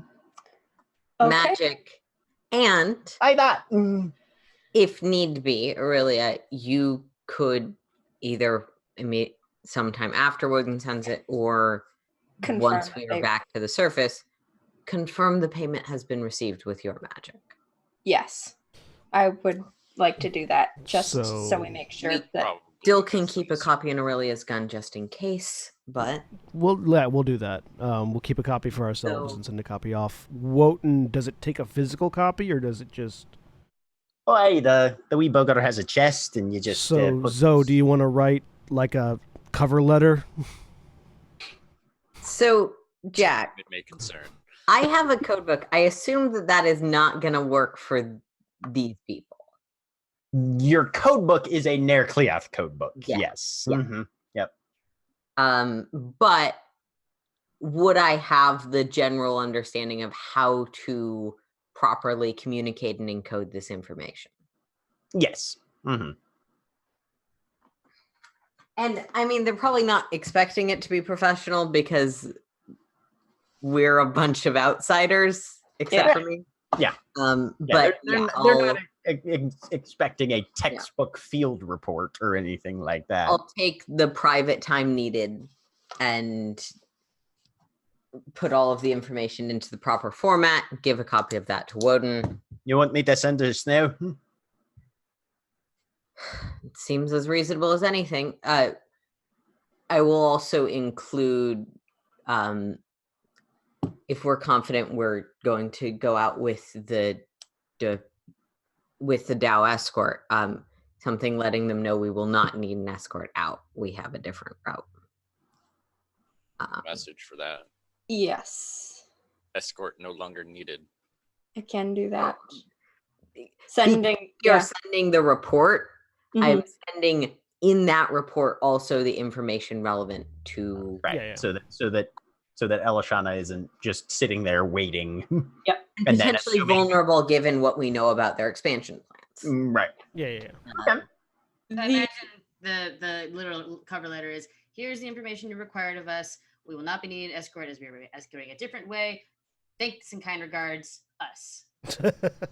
Yeah, except for the way Zoe sends letters to these people, so incredibly professional and respectful. No, super duper. But like, definitely, they know that this is Yeah.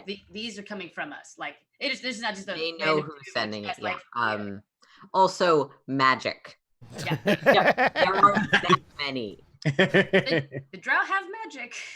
They My- do. It's different magic. True. But anyways, Only concern with sending the message is where this route we're going tomorrow is, and depending on how fast the drow act, if we are going to get caught in a crossfire. well, they're gonna act in the area that's close to them. If what Diamond said is right, the Dow are taking us in a completely different direction, All right, never mind then. so that won't be an I issue. think we're fine. Though actually, let me just though I don't know. I definitely could speak to Diamond's father about this, or one of the people who's more been presenting themselves as a martial guard definitely could. We probably want to secure a specific insurance that this is not an assassination. As nicely as possible, Diamond, some of your dad's people do not like you very much, and as limited as your political influence might be, having a first descendant they disapprove of might be something that some of these people are looking to rectify. No, So- I've definitely thought of that. And bless my dad, I don't think he might assume it. Actually, no, I don't think he would think that the guards we're are gonna assassinate us. I would just, Yeah. you can ask. I am very comfortable asking. I imagine it'd be completely reasonable for our literal guard to ask, gesturing to the ex-watch member. I'm pretty sure my dad is still awake. Like, I can go We ask him can now. ask tomorrow, but just our priority is your safety. So we want to ensure that the guards are people that are particularly not harboring any ill will towards you, particularly loyal to him, however you want to frame it. And how, if they're gonna do that, how would he know? Why would they tell him that? They're Well, gonna do no, something about it? that raising the concern is an important, so that he can. Because my guess would be, based on how these kinds of things work, he probably can specifically hand select guards he feels are good, as he did with I'm sorry, Jack, what's the dwarf's name? Rorik. As he did with Rorik. But he might also relieve that to a subordinate or subordinate who might decide to pick the right people. Jack. We don't need a hunting accident. Jack. Yeah. Did I interpret it incorrectly, or did it seem like the Malik was impressed by me after the fight the other day? Somewhat. Yeah. Definitely. Okay. If it helps, there was some level of impressiveness or being impressed that was expressed from him after the fight earlier today. I could go talk to him about it. That might make me slightly a better person to do that. We can talk to him in the morning. But I there's a lot of things that we have to be cautious about tomorrow, both in leaving, walking back to the surface and then getting to the surface. So I guess it's just par for the course as it is right now. Mm-hmm. So, but we won't do much about it if we stay up and talk about it.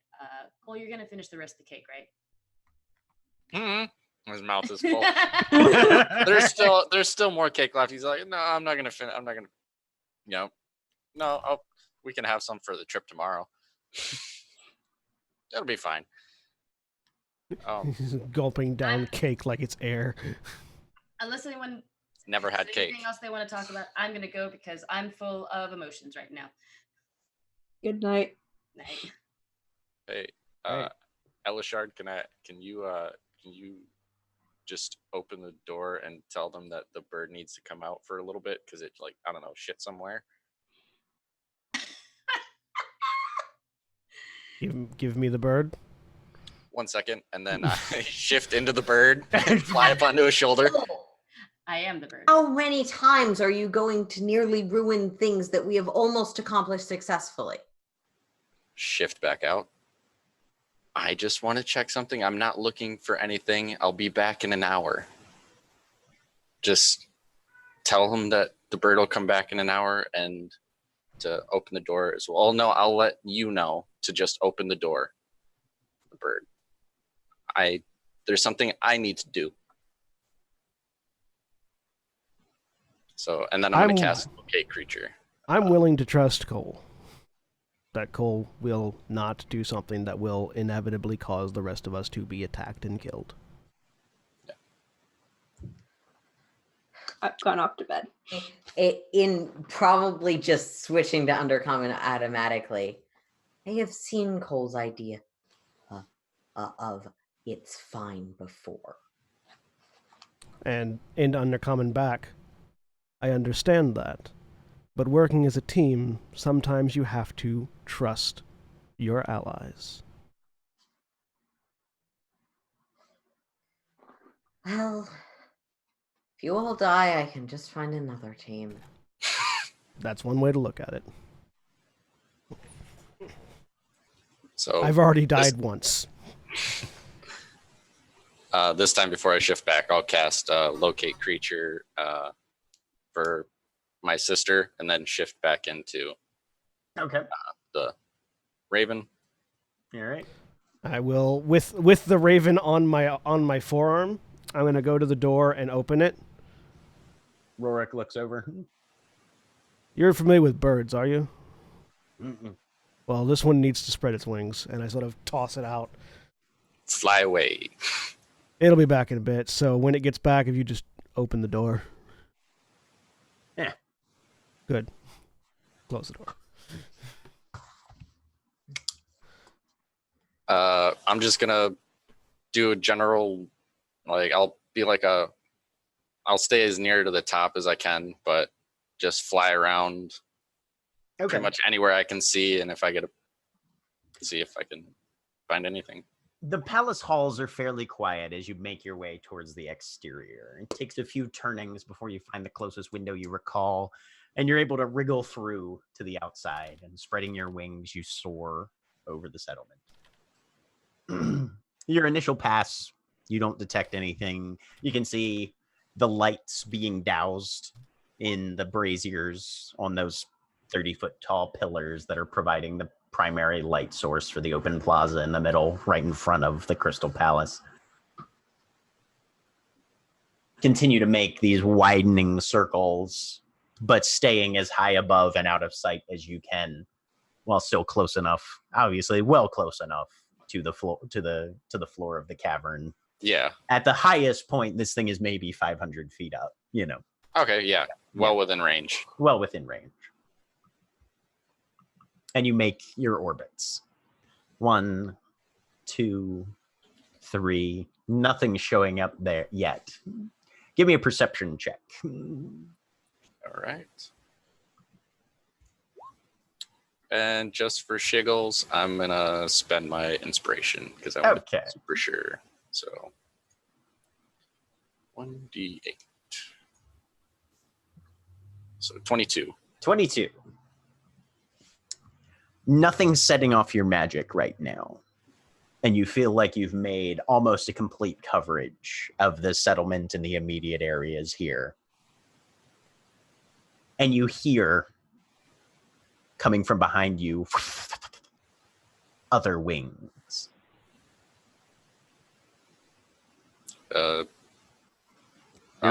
Your little raven head turns a bit to just check. You've got almost entirely 360 degrees of vision in this form. Okay. And it's another raven. Larger. Maybe about half again as big as you are. And the wingtips trail what looks like dense smoke and ash that dissipates into thin air 2 or 3 feet behind it. It comes up next to you and is just flying, matching your speed. 3 beats of your wings for every 2 of its. And you hear the voice in your head, one that you haven't heard since you really became a warlock. She is not here.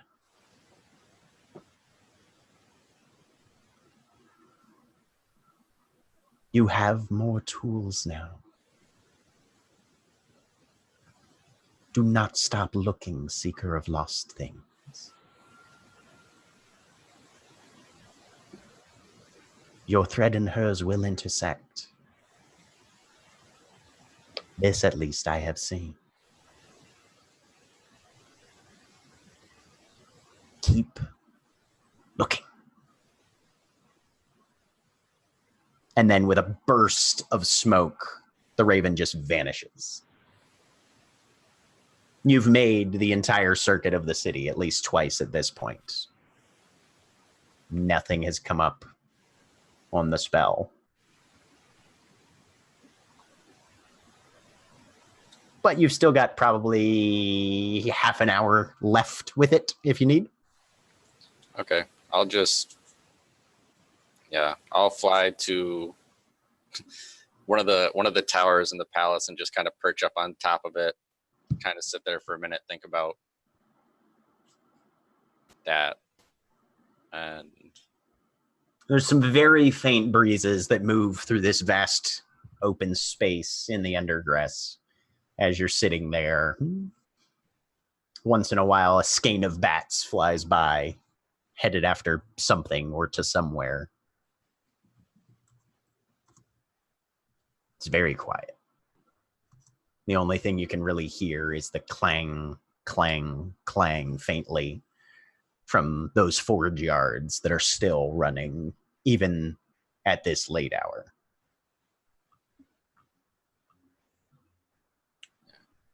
I'll hang up there for about 15 more minutes and then fly back down, land in front of Rorik and caw a couple times at him. Bird opens the door. And I'll walk in, won't fly in. Cole, did you actually say bird as Yeah, as the raven, yeah. It sounds like his voice. Yeah, man. You just so you do your little corvid strut back inside. You watch as you go, make sure your Before the tail door feathers are closes. clear. Good night. And then walk in. Just He kind of gives you a look Poor like, people. okay. are going to have very confused ideas of what birds are. And Birds, shuts cats. the door. I'll shift I'm- back in. I'm sitting sort of in a chair next to whatever central table when you get back and shift back. Did you find what you were looking for? Not exactly, but I found something. Oh. That's good news then.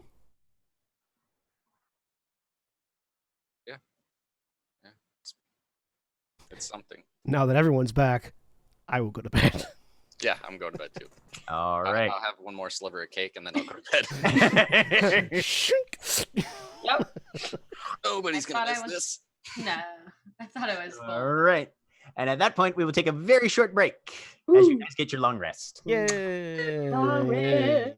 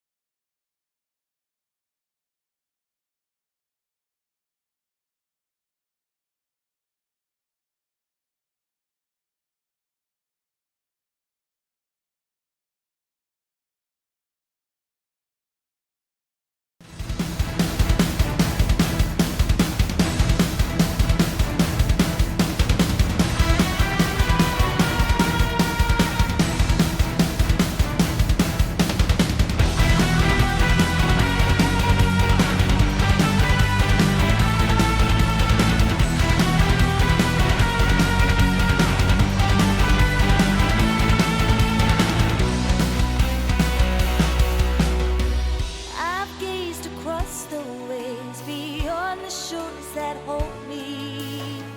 I've watched the mountains fall in stories that they told. Ever fixed, ever firm, resolute in all I learn. Bittersweet, I turn to face the ocean cold.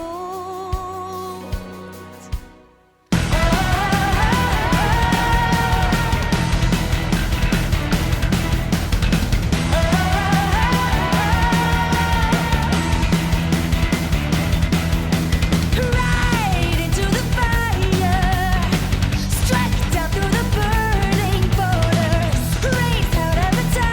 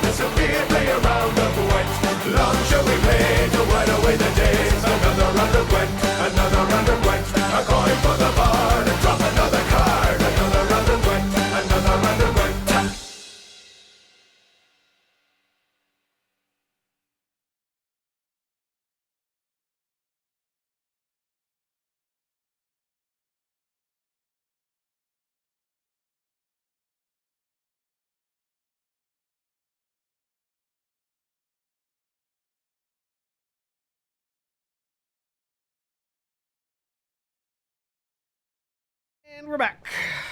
Welcome back, everybody. So, an evening's rest is had, spell slots and hit points are regained, and everyone awakens the next morning, having passed a reasonably restful evening.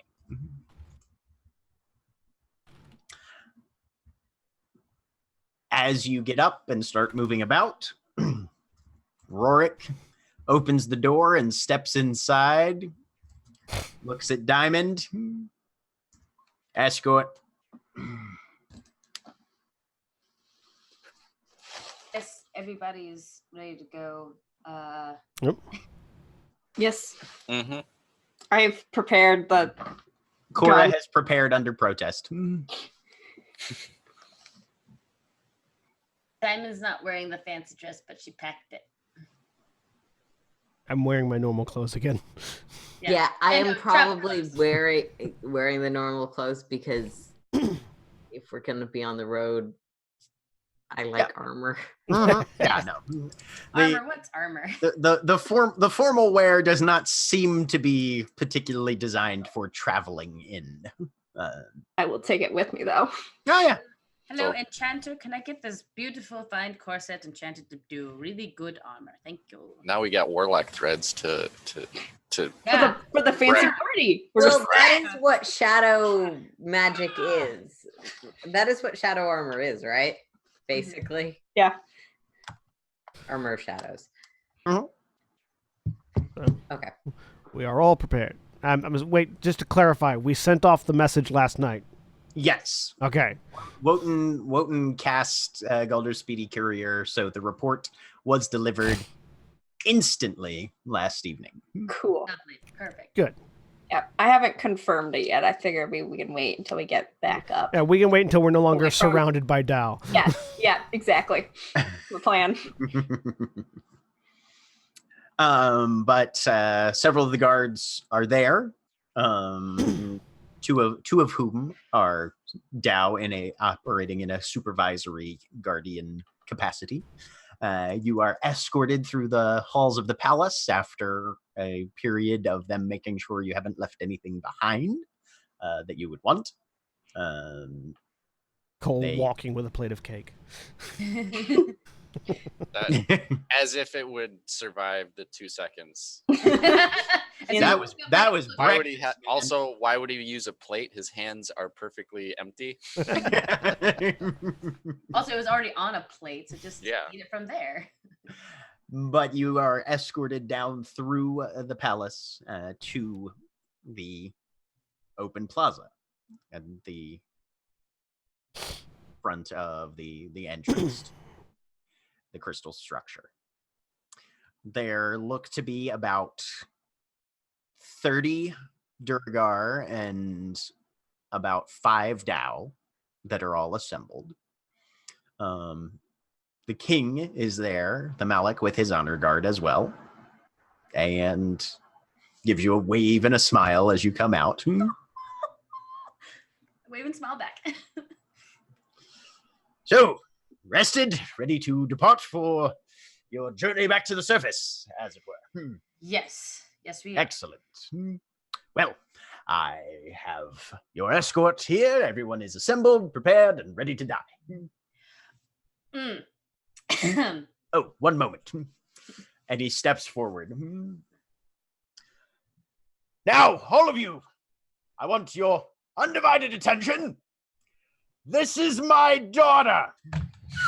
If I do not hear that she has arrived safely and she has magic so she can tell me right away, all of you will be thrown into lava. Do I make myself clear? We don't need to ask the Malik if he handpicked the And there's a guards. resounding clang of spear banged against shield from all of the Duragar with this thud as each of the Dao whips out his maul and slams it head first into the ground. Sir, yes, sir! We don't need to ask. We're good to go. I was so happy that you guys were talking about having to ask. I had already had this scene written. Oh, my God. And it has assured us that if they attack us on the road, all we need to do is Aurelia telepathically send a message. Dad, they attacked us.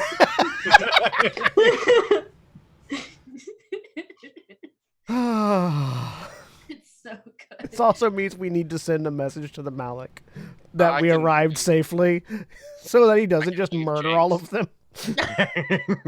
I mean, possibly a wise choice. You can just leave Jinx behind and he can scritch her until we get to the surface. Then he turns back. You were saying, Don. I'm just very glad that these all of these wonderful escorts are coming back. I only need Rorik. Yes, he'll be staying with you. Rorik, you take care of her. Look that we I like that we have acquired a new Chia to guard Diamond. I also like because we have the other one that's really loud, but we have the other one that's really loud and vociferous, and then we've got this one that only speaks in single syllable grunts. God, I want Rorik and Chesick to meet. Well, it's almost like you can arrange that. I Give know. Yep. Great. Anyway, All right, Torvald, Rorik, fight for our entertainment. no. Chesick and Rorik to just Oh, like- Rorik and the butler, yeah, or the valet, yep. Mhm. speak in understanding grunts. Anyway, I think they would just communicate by eye Well, contact. yeah, Rorik speaks in grunts, but Chesick speaks in very good, sir. Very good, sir. Yes. Okay. But they assemble around you. Well, it was absolutely delightful and an extremely good fortune, in my opinion, that you finally found me. Yeah. I'm not gonna lie, this was all super duper strange, and It was a bit, wasn't it? very- I like to spy in on things because I'm nosy. Why not? Let's use up a spell. What are you doing? Detect thoughts. I'm checking on Diamond. Oh yeah, Diamond is just kind of like, this is cool. This is my dad, but like slavery. But like this is my dad, but slavery. So that's the kind of reoccurring thought. Okay. Are you just getting the baseline thoughts? I'm getting here. Let me do it. Let me just Surface thoughts is what she's... surface thoughts. Right, Yep. yeah. You're not trying to dig deeper. It's No, just- I'm not. There's just a pair of guinea pigs spinning in opposite directions right now. Like, this is way too much. I kind of like having so many people care about me. This is way too much. This is wild. Just the warring banjos in my head. Anyway, Okay. I will send word if I need you for Warlock game related activity. Please do.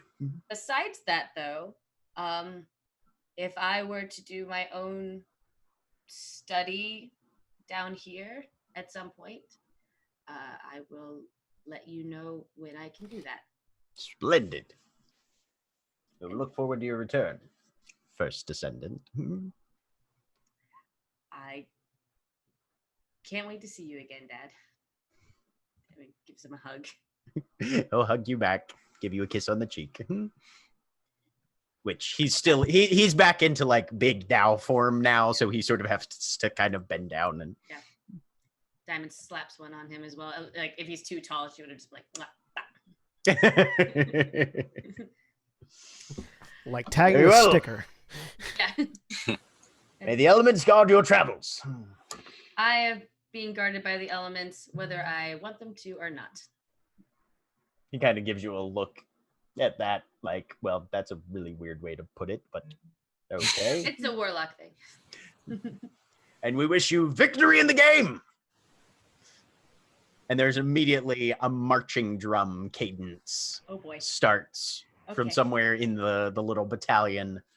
And you guys are surrounded on all four sides and marched out of a side gate, not the same one you came in. Cool. Wow.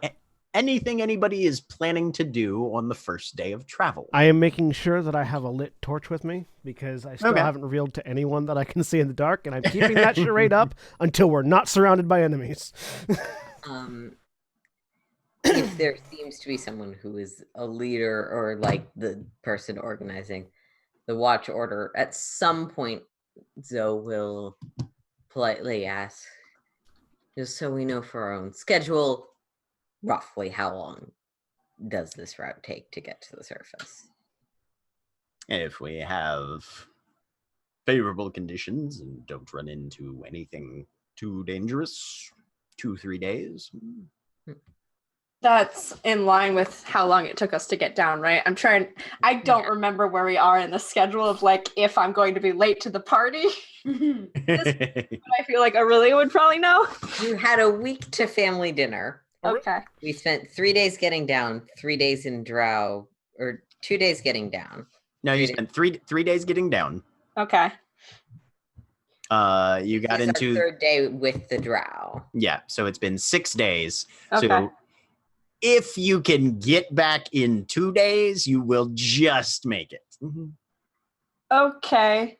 And when Zoe asked, was it going to be 2 days, or he said 3 days, didn't he? 3 days. 2 to 3 days. If there are no unforeseen threats that arise. I gotta send a message then. He's gonna freak out. Okay. Hi, it's Aurelia. Who are you sending this message to? To my father, to Dad. Have you already written this message out? I have not written this one out. Hi, it's Aurelia. Can the dinner be pushed back one day? We might be late running errands. And that's it.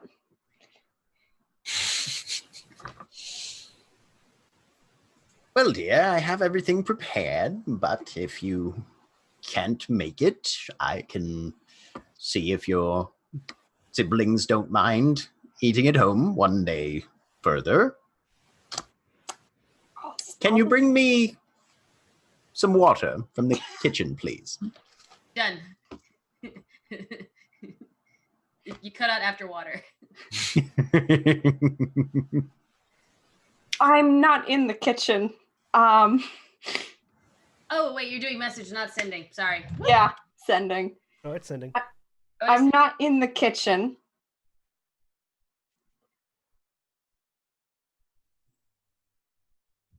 Is that all? No. I'm not in the kitchen. What's he thinking? I'll be back in 3 days. Are all of us going to be there? Oh wait, no, I had already asked that. I wouldn't ask that part. Never mind. That's what the dinner was. I forgot that. You'll be back in 3 days? Be back in 3 days with Constance. End.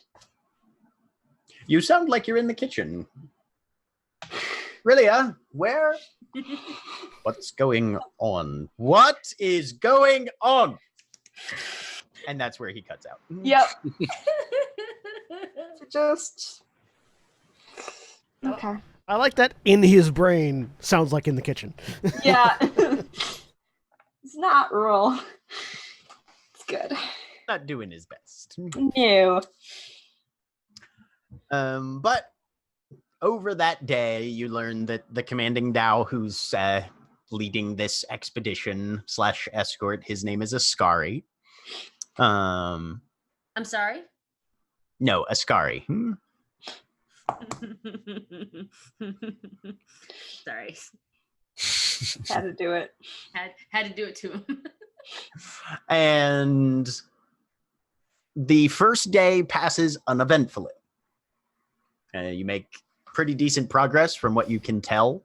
The Durgar that are making up the majority of the armed forces with you seem to be very competent and not at all suffering from fatigue despite moving at intervals of normal and double pace from time to time. Ascari seems to be intent on getting this done as quickly as possible. Appreciate it. Camp is struck for the evening. Tents are pitched for some, and then just straight stone lean-tos a la Toph Beifong are made for the rest. Love it. And meal is served. There's plenty of rations that are being packed along. Scary does ask Diamond the communications you can do magically. I understand. How does that work? So we bend the magics and the very few magics that we have in the air. By the way, Diamond's bullshitting this. Has absolutely no idea how this works, but she assumes this is how this works. Kind of like how you formed the rock around to do what you needed to. We bend the small bits of magic to do what we need. And if we need a message to be sent, I'm not actually my good dear friend. One of my best friends, Aurelia, is actually an expert on this subject. If you want to ask her about how the messages work. He'll look over at Aurelia. It's, well, I don't know if I want to explain it to them because this is our. No, it's actually more like bending reality. Like if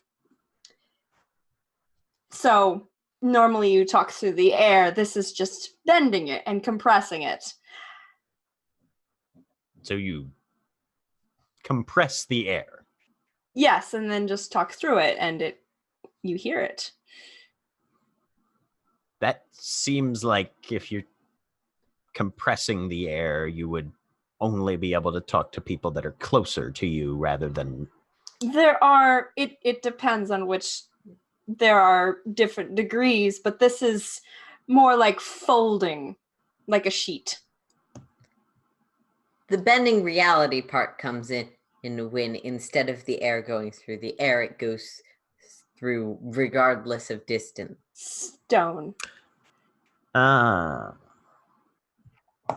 Huh. Very interesting. Thank you.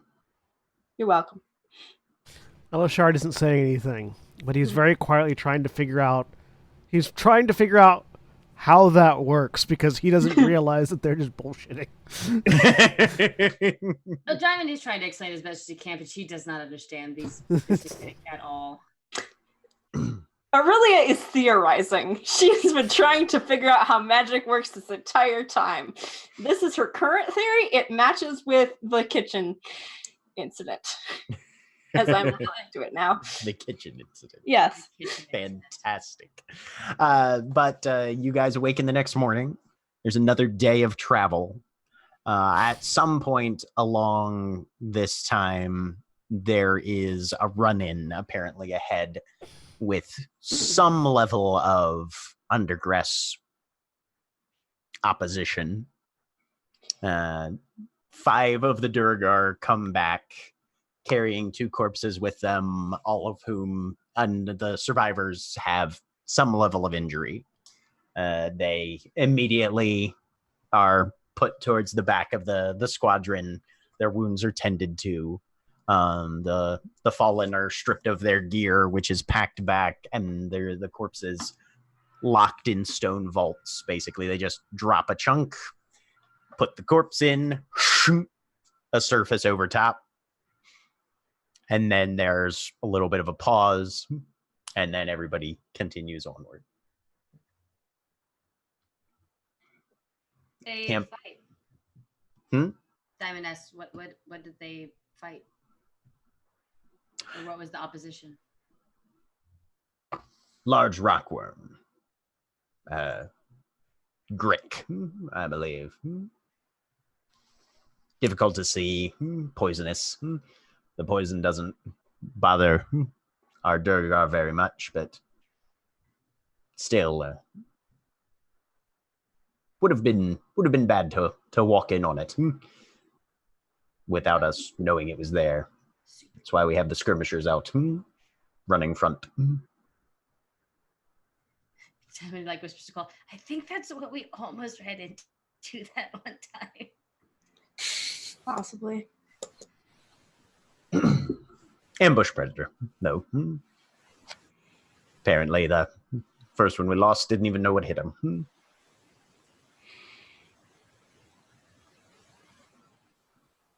But forward we go. Upwards and onwards. And Ascari continues the progress until the end of the second day.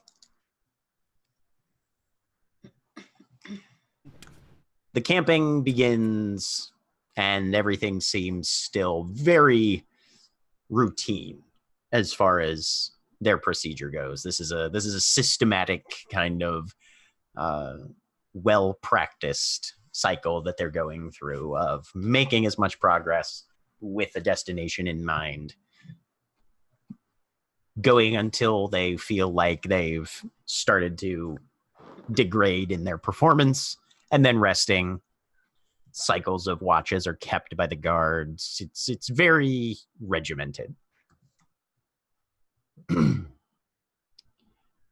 And you guys are starting to notice as you travel on. It's fairly monotonous, but there are these faint variations in the environment, and things have started to get a little cooler. From the warm and humid environment of the deeper caverns, you are getting into cooler, slightly drier. Still plenty damp in many places, but not with that sticky humidity feel to it that you had in a lot of the lower reaches. And as you wake up the second morning, you begin to start to feel those wafts of moving air occasionally from side passages, smaller cracks, things that look like they might be difficult to get through. And as you make your way through the rest of the day, eventually you get to a point where you're starting to catch a fresh breeze actually on your face. And it smells like a variety of odors, honestly. Normally, the caves have that vaguely mineral, sometimes limestone-ish, kind of chalky scent to them predominantly. You're finally getting back to air that you haven't really smelled in almost a week. It's that weird urban mix of equal parts animals, industry, and piss. Smells good. It smells like home. Yep. Have not missed this. Really is happy. This is the we're at night, the stopping point for the day? No, this is roughly around, you would say, probably noonish. Noonish on the third day now, second morning, or so you traveled. This is the second morning that you have woken up in a camp. Okay, got so it. it's technically the third day of travel. Day. Okay. And Ascari calls for a halt. Points at a chalk scraping on one of the walls. This is as far as we can take you. We don't want to press too close to the surface and alarm those who dwell in the city above. We look like we look like an invading force almost, or at least the vanguard of one. So should be a couple 100 meters forward, hang a left, and that will take you to one of the primary exits. Do you know which one? I have never set foot on the surface. All right. Do I know which one? Give me a survival check. Yeah, where exactly are we? Yes. How I far have do I no have to go to fucking go? clue. Because it's the third day. I really have to get to dinner. You're guessing it's probably the Twilight's Web exit. Okay. If I had to make a guess, probably Twilight's Web. Oh, I know where that one is. That's Yes, good. you do. Because we have a map. I need to. Yeah, I'll send a message when we keep going. All right. So you guys follow his directions. Yep. Diamond's gonna tell him real quick. We'll inform the Malik that we have been deposited safely, and so that no one gets thrown into lava. Appreciate it. Have a safe travel back. And you. Good luck in your magic thing. So, Once they're out of sight, like out of my sight, Mm-hmm. I douse the torch. Okay, I don't need that anymore. Oh, It's still pretty dark. Yeah, but I have Right. yeah. Now we all realize it. You have very good dark vision. I do. And this is the first time I've let on. Okay. Should we send? I can send the message to the Malik Diamond. I can also send as we're walking along away out of earshot of the guard. Yeah. they started force marching back. Also can send one to the Drow to make sure they've gotten our package. Yeah, that'd be good. I do also need to get my friend who has my sister so that we can go to a dinner, which is starting in about, oh, wait, I don't wear a watch. I hold out my pocket watch to you. Thank you. I look at it. In about whenever dinner, like, how long do I think I have? About 6 hours. 6 hours? Okay. In about 6 hours, I have dinner with my family. So I have to arrange some things. But to your father first, Diamond?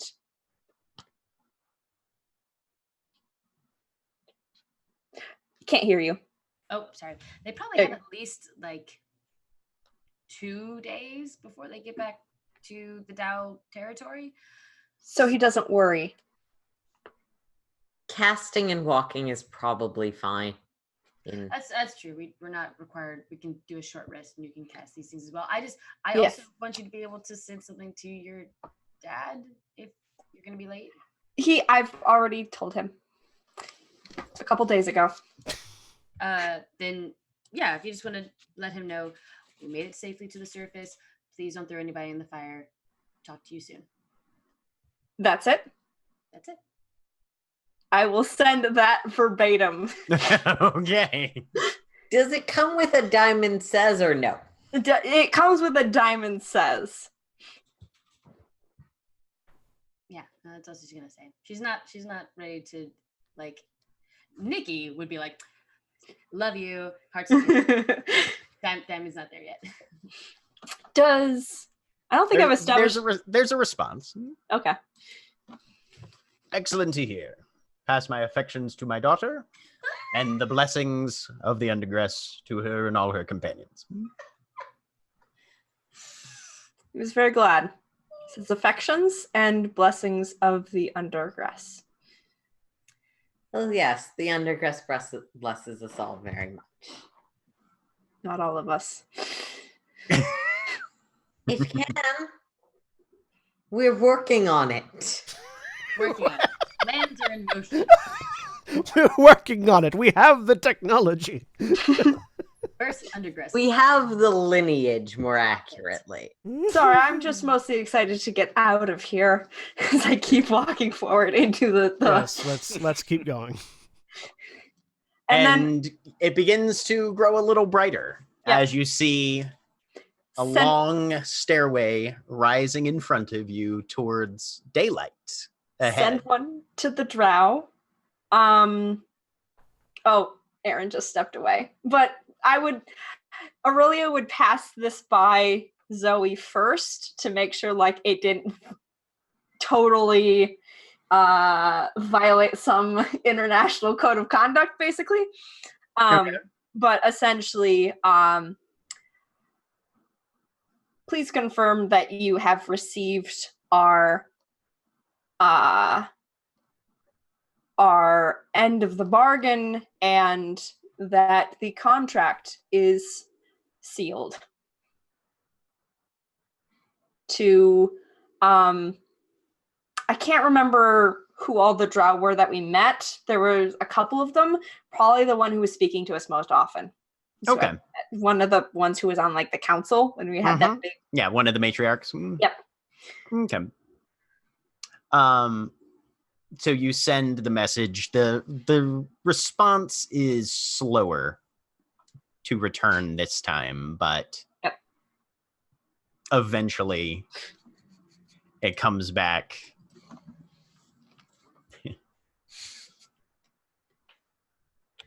Your reports were received. They seem sufficient for our needs and purposes. The sands of time run out for the target. Okay. They received it. So our information was enough. Good to know. They're going to do the contract. Which is about the time that you are arriving at the top of the stairs. At which point there is the clank of metal and the creak of bowstrings as you hear a halt! Yep. And no fewer than 10 crossbows are pointed at the entrance and all of you. Stand and be recognized! Zoe will step forward. This was like 5 episodes ago. Oh yeah, we had like a pass. Yeah. No, you gave your names at a different entrance. They didn't give you We gave our anything. names and had specific documentation. Yeah, we have documentation. Yeah, you have documentation. Yeah. Mhm. I am Zoe. Oh, I travel alongside, list off the names as they were given at the previous gate. We entered through the insert gate name in here. Her. Southwest Cryptward. Yep. We entered through the southwest cryptward entrance. Oh, you're a long way from there. The ground gets confusing. We're lucky to have found our way back up. All right. Hand it up, and they lower a bucket over the battlements that surround this entrance on a rope. I do whatever I am expected to do. Yep. They're basically asking for your documents, so you just drop them in the bucket. They haul them up, peruse them over.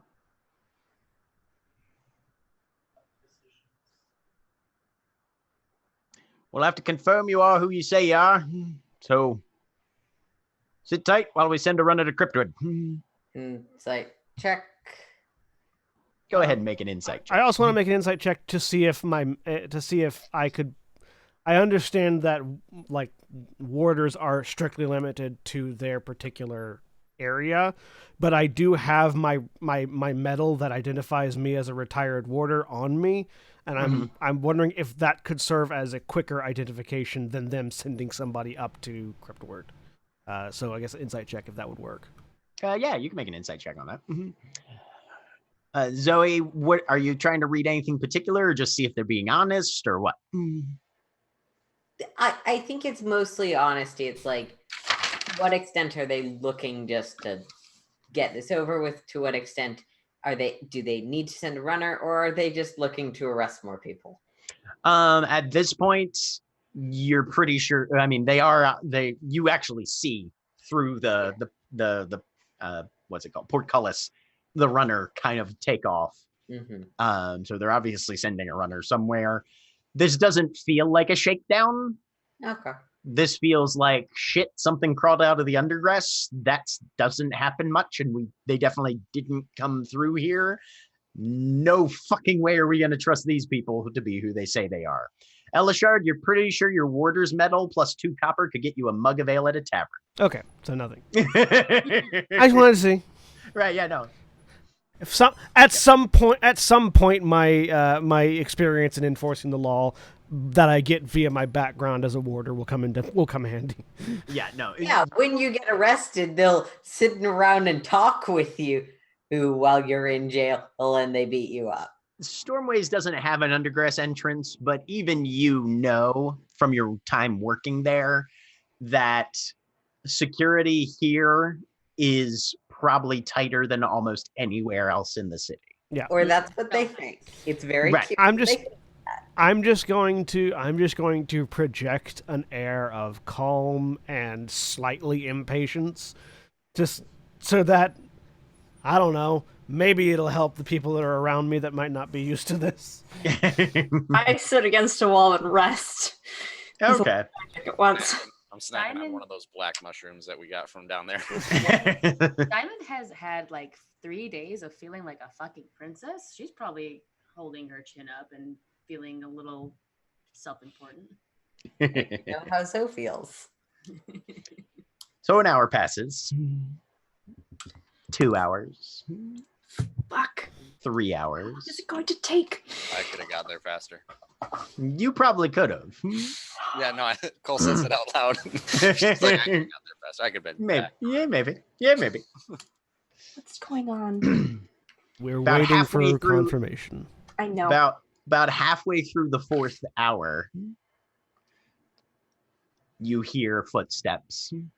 Bap, bap, bap, bap, bap, bap, bap, bap, bap, bap, bap, bap. The runner's back. A little bit of talking. I don't know.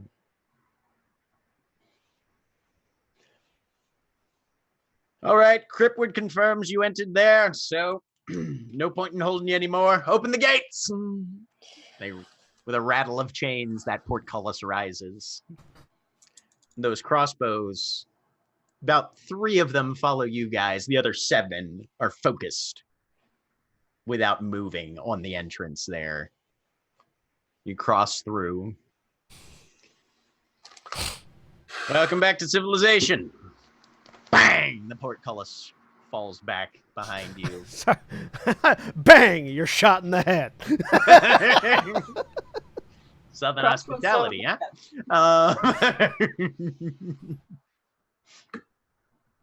I immediately start muttering to myself. I'm sending a message to okay, what's the guy, what's their name again? I can't remember this. Who? I left Constance with Drenner. Drenner. Yes. I will usher people along so we're not just Yeah. standing Right, still. Shum, shum, shum, doing shum, that. shum. Right, yep. Mhm. Yep. Fine, I'm- Carrie, just real quick. Just let's go ahead and just get this over with. I'm back from the trip. Oh shit, I forgot one thing. Oh. They also demand to know who Rorik is. Oh, that's right. Excuse me. God damn it, Jack. I almost forgot. Wow. Okay, because you forgot, can I make an argument? Oh, never mind. Go ahead, Don. Jack, Yes. would my experience as a warder come in now to provide me a way to explain somebody who is not on the lists coming back up with us that would work for them? Not that is necessarily true or false, but what would work? I mean, there are Duragar that live Yeah. in the open in Conflux. So yeah, you can make up whatever story you want about this fucker. Okay. I'm basically just gonna tell most of the truth then, that this is a Duragar who was formerly held as a slave in an underground encampment. We freed him and brought him to the surface with us over the course of our journey. Give me a deception check at advantage since it's mostly the truth. 20. They'll ask for his name. They'll write him down. That sort of thing. They'll tell him to keep his nose clean, that they don't want to hear any trouble, at least until he's outside of Twilight's web. And that if anything goes wrong, you never came through here. But the idea of rescuing people who were held captive in the Undergrass does not seem far-fetched to these guys. Diamond has a hand on Rorik's shoulder. Okay. And You want me to kill him, once that man? happens, Hold him back. Hold him back. sending a message to Drenner. Okay. It's Aurelia. I'm back from my trip. Can you bring Constance to my place in Candlespark? I can promise some food. We're having a family dinner. There's a brief pause, and then... So about her. Yes, I'll bring her.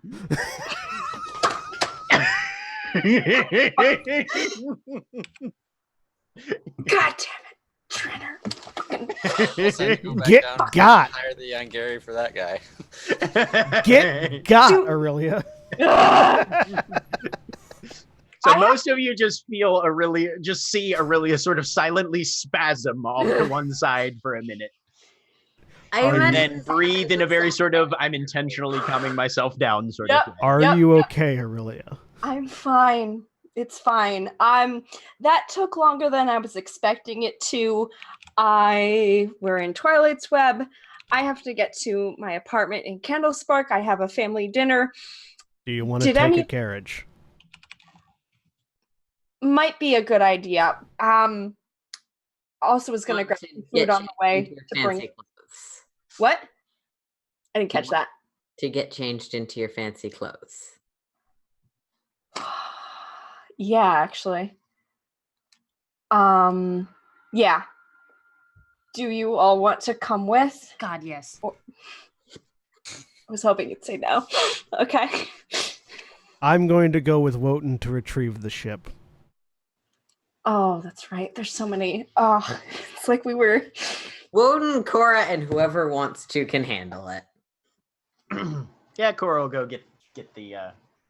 fuck, what is that thing? Drenched boat. The Yeah, boat that yeah, the we boat sunk that it. the boat that a kraken is holding on to at the moment. Yep.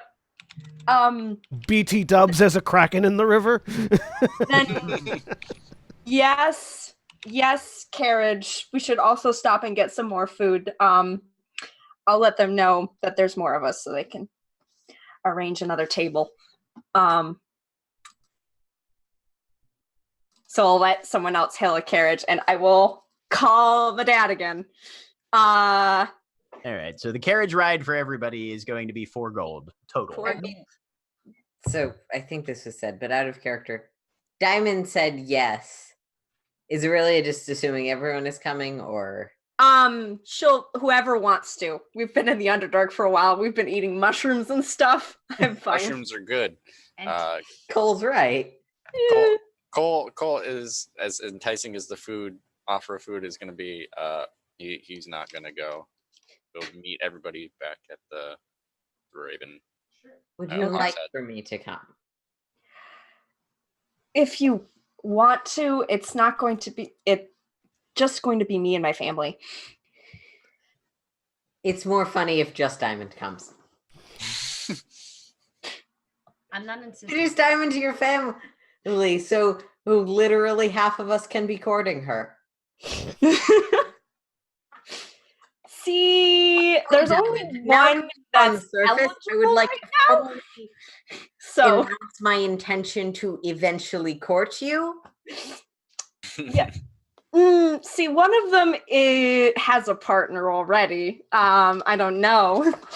That's up to Jack if he would want another partner, but no, I really would not want that to happen. So Broadsheets here! Get your broadsheets here! Merc Dreamer Coup stretches 5 days on! I grabbed the shit out of that. How to Yep. respond! Grabbing a newspaper, tossing a couple copper. yeah, what is that? I'll pay the gold for the carriage, by the way. Okay, so it's 8 silver ahead. Oh, yeah, so 4 gold total, you said? Well, 4 gold if you Diamond, Rorik, Okay, got it. and Cole, and... Right. If there's 5 people I'm not going, it's 4 going. gold. Yeah. You're not Cole going. wasn't going. Cole wasn't going, so there's 3 Yeah. of you, so that's 1 gold, 2 silver. Or sorry, 2 gold, 4 silver. Blah. But it'd be funnier just to have Rorik coming with us. Yep. Rorik is definitely coming with you. He was told to guard you. I was gonna try to convince him, but nope. It's funnier if he comes with us. All right. Oh, boy. I will pay for me and Rorik. Okay. So Okay, 1 so that- 1 gold, 6 silver for you, 8 silver for Okay. Aurelia. Right. Merc Dreamer Lanes has apparently been locked down and is now under martial law. The warders have turned their fealty over to the Dautrain family and the Dreamheart Road Compact, along with at least 3 mercenary companies, and they are holding the quarter. Council appears to assume that they won't be able to sustain themselves and will have to end the coup if they don't want to start losing people to privation, basically. But Merc Dreamer Lanes is locked down. How do you lock down a place that only people who dream about it can get into? I mean, it's a lot easier to lock that place down than Yeah. anywhere else. Yeah. Yeah, but can you lock it down from the people that can get into it if you can't get into it? Presumably, these people are holed up in that place. They are. Yes, they are- yeah, we yeah. already established that they're there. Basically, Merc Dreamer Lanes has pseudo seceded from Conflux. Huh. By the way, that name. That's This is the compact with. you guys. You guys have told me Yes. about this. Yeah. This is another compact, isn't it? It's this guy, and I use Mask of Many Faces to look like Gabaldi Train. Cole gains about 10 inches, very dark skin, Do I- noble bearing. Have I facial ever lines. have I ever met the Gabaldi train or any of the trains? It's not a face that you Yeah, yeah. recognize now. Mm-mm. I can even talk like him if I so choose. That's disturbing. It is, isn't it? And I say it in his voice. Potentially useful, but disturbing. I'm glad it's only one of you coming to terrorize my family. Okay. It's 2 of them coming. 2. Two rock babies. Rorik is not leaving Diamond, although he seems to be squinting a lot. He's not a It is warlock, though, so better. actually at this point, Zoe will think too. Diamond, just keep in mind that, like my people, Durgard and Sunlight do not get along.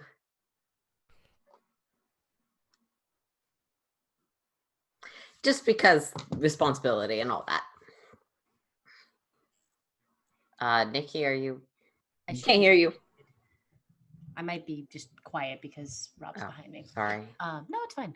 No, you're right. I should. I will make preparations for Rorik. Hey, Rorik, I'm gonna make preparations for you. Yeah. Right. Preparations about that. A through H. Just stick very close to me until we can get you something to cover your eyes from the harsh light. Yeah. And as some people go off in search of a boat, and some people go off in search of a dinner, and some people go off somewhere else, I guess, that is where we will end for the evening. Say goodbye, everybody. Goodbye. Goodbye.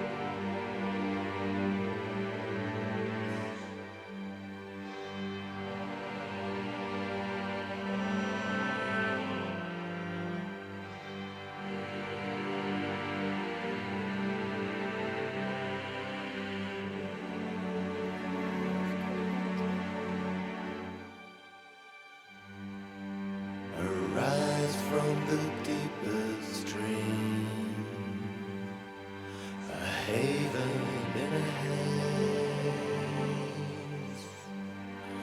The hounds and the sickly screams, they fade.